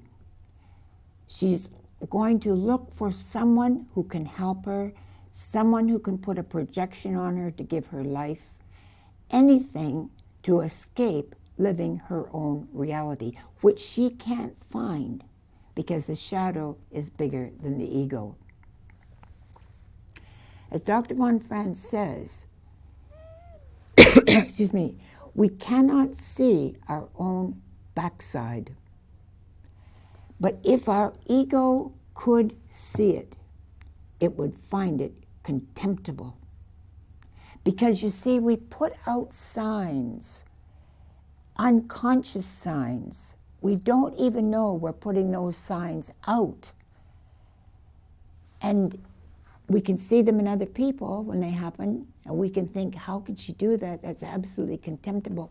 But in ourselves, we either have to see it in projection or recognize it in the dreams and say, what is this? So to take that energy back, to recognize that this is the relation to the Father that is being lived out, is extremely important. The compounding difficulty is that this energy aligns itself with Mother Nature for the propagation of the race. And therefore it may not show up in a marriage until the children are 16, 17, 20 years old. Then the woman is able to be who she is. But so many women, I remember once a woman said to me, I squeezed the children's orange juice this morning. They just ran out the door. They didn't drink my orange juice. Who am I if they don't drink my orange juice? And she meant it. That's when you have to really deal with this shadow and work it through to the place where the energy can be who you really are. But you look at the energy with the Father. Was it sexual or was it spiritual? Now we move on to animus, the Latin word for spirit. It personifies the logos, the rational thinking function. If a woman is married to him in his dark aspect, that is, she may be married to him in fact, she may also be married to him within herself, probably both. It may make her rigid and opinionated. She thinks she knows everything. When she's alone, she thinks she knows nothing. Her aloneness feels like ice and glass to herself and to others, because her ideas are not her own. She has not bitten them off, chewed them, swallowed them, stomached them, digested them, and evacuated the waste. They are not part of her. And so there is an emptiness. She dreams that her teeth are falling out. We know these shadow figures well. We buy a new dress. We're going to a party. We look in the mirror. Not sure. Our partner or husband comes in and says, "Oh, what a beautiful dress, darling. How lovely. How lusciously buxom you are. And that's enough to get Negi really going. Negi? Who is Negi? One has to have voices for these other little creatures inside. Negi is the negative animus. And if you have a word like that, you could say, that is his voice, not mine, and I'm not going to be put down by it. If that voice gets going, it's the end of the party. Because when it's inner, it's far more subtle. It's amazing how the inner animus finds the exact person outside to reflect him. The inner problem has to be worked out in the relationship. Otherwise, we just go out to the same disaster to work it out in another place. Sooner or later, if you are going to mature, it has to be faced. You have to separate the voices in yourself. If we leave empty space within ourselves or outside, it can fill quickly with vampire energy. That figure can literally take hold of the neck, separate the head from the body, separate the feelings that are coming from the musculature, from the inner body, from the thinking. That ends in loss of soul.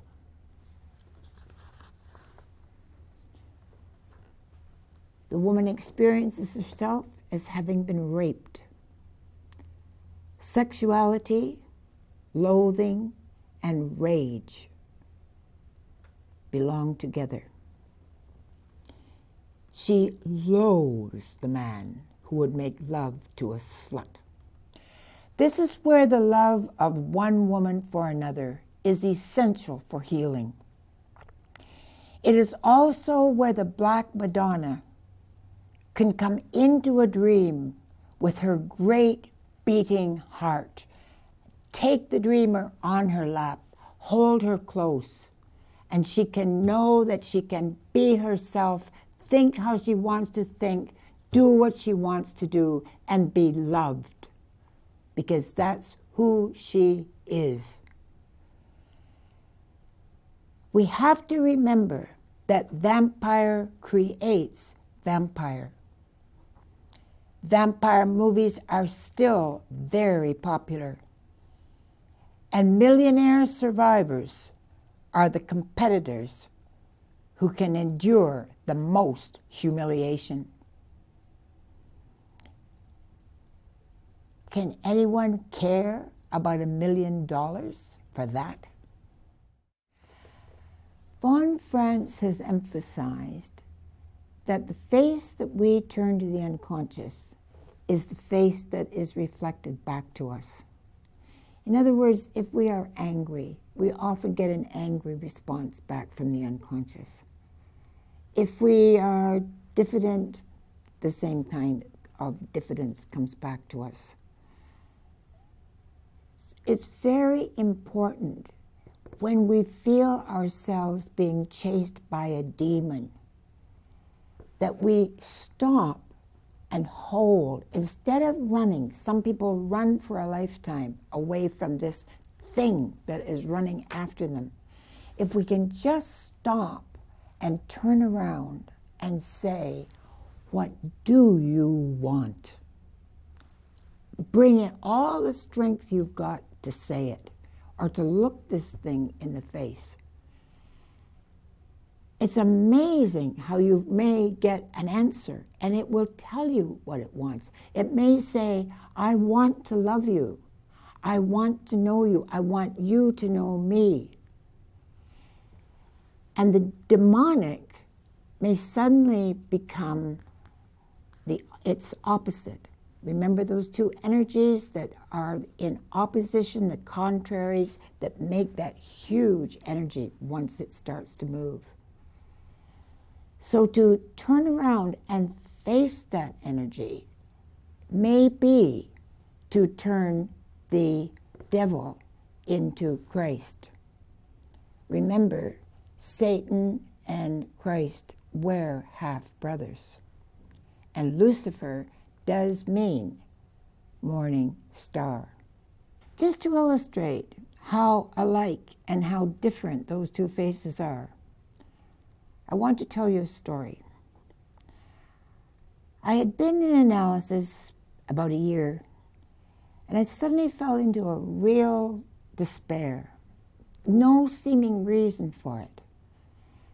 But I cannot endure inner chaos. So I decided that I would find out what was wrong with me and figure out how to cure it.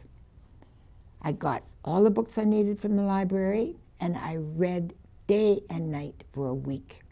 I figured out how all those complexes work, how they bang into each other, how they relate, and I knew what was wrong with me. And I went back to Dr. Bennett, full of joy, to tell him my great findings. And I talked for an hour, as fast as I could talk, and I saw that he was wilting in the chair. But the more he wilted, the faster I talked, and the more I ran over the very top of him. Not thinking, not realizing I was, not wanting to, but he was wilting. And I finally came to the end of my marvelous story with my great joy, realizing that there was some despair still simmering in the cellar. He helped me on with my coat. We went to the elevator. He turned to me and he said, "Mrs. Woodman, if I were you, I would take my animus for a good drink." Now, on the surface, that was a creative thing to do. I did put my animus to work. I did the best I could to come out of the doldrums. But in the actual situation, I rolled over him like an army tank. I left no room to see him, to relate to him in the moment. I simply was consumed with my own energy. This is the tragedy of this kind of negative, I call it the demon lover, because it has the energy to be creative, a fiery spirit. But if it is not related, it is a killer spirit, not only outside, but inside. This is the energy that can move in anorexia, when what should be the life force, the presence that is holding, the love that is holding, giving other people a chance to open into their own being, when that is absent, that energy can lure a woman to her death.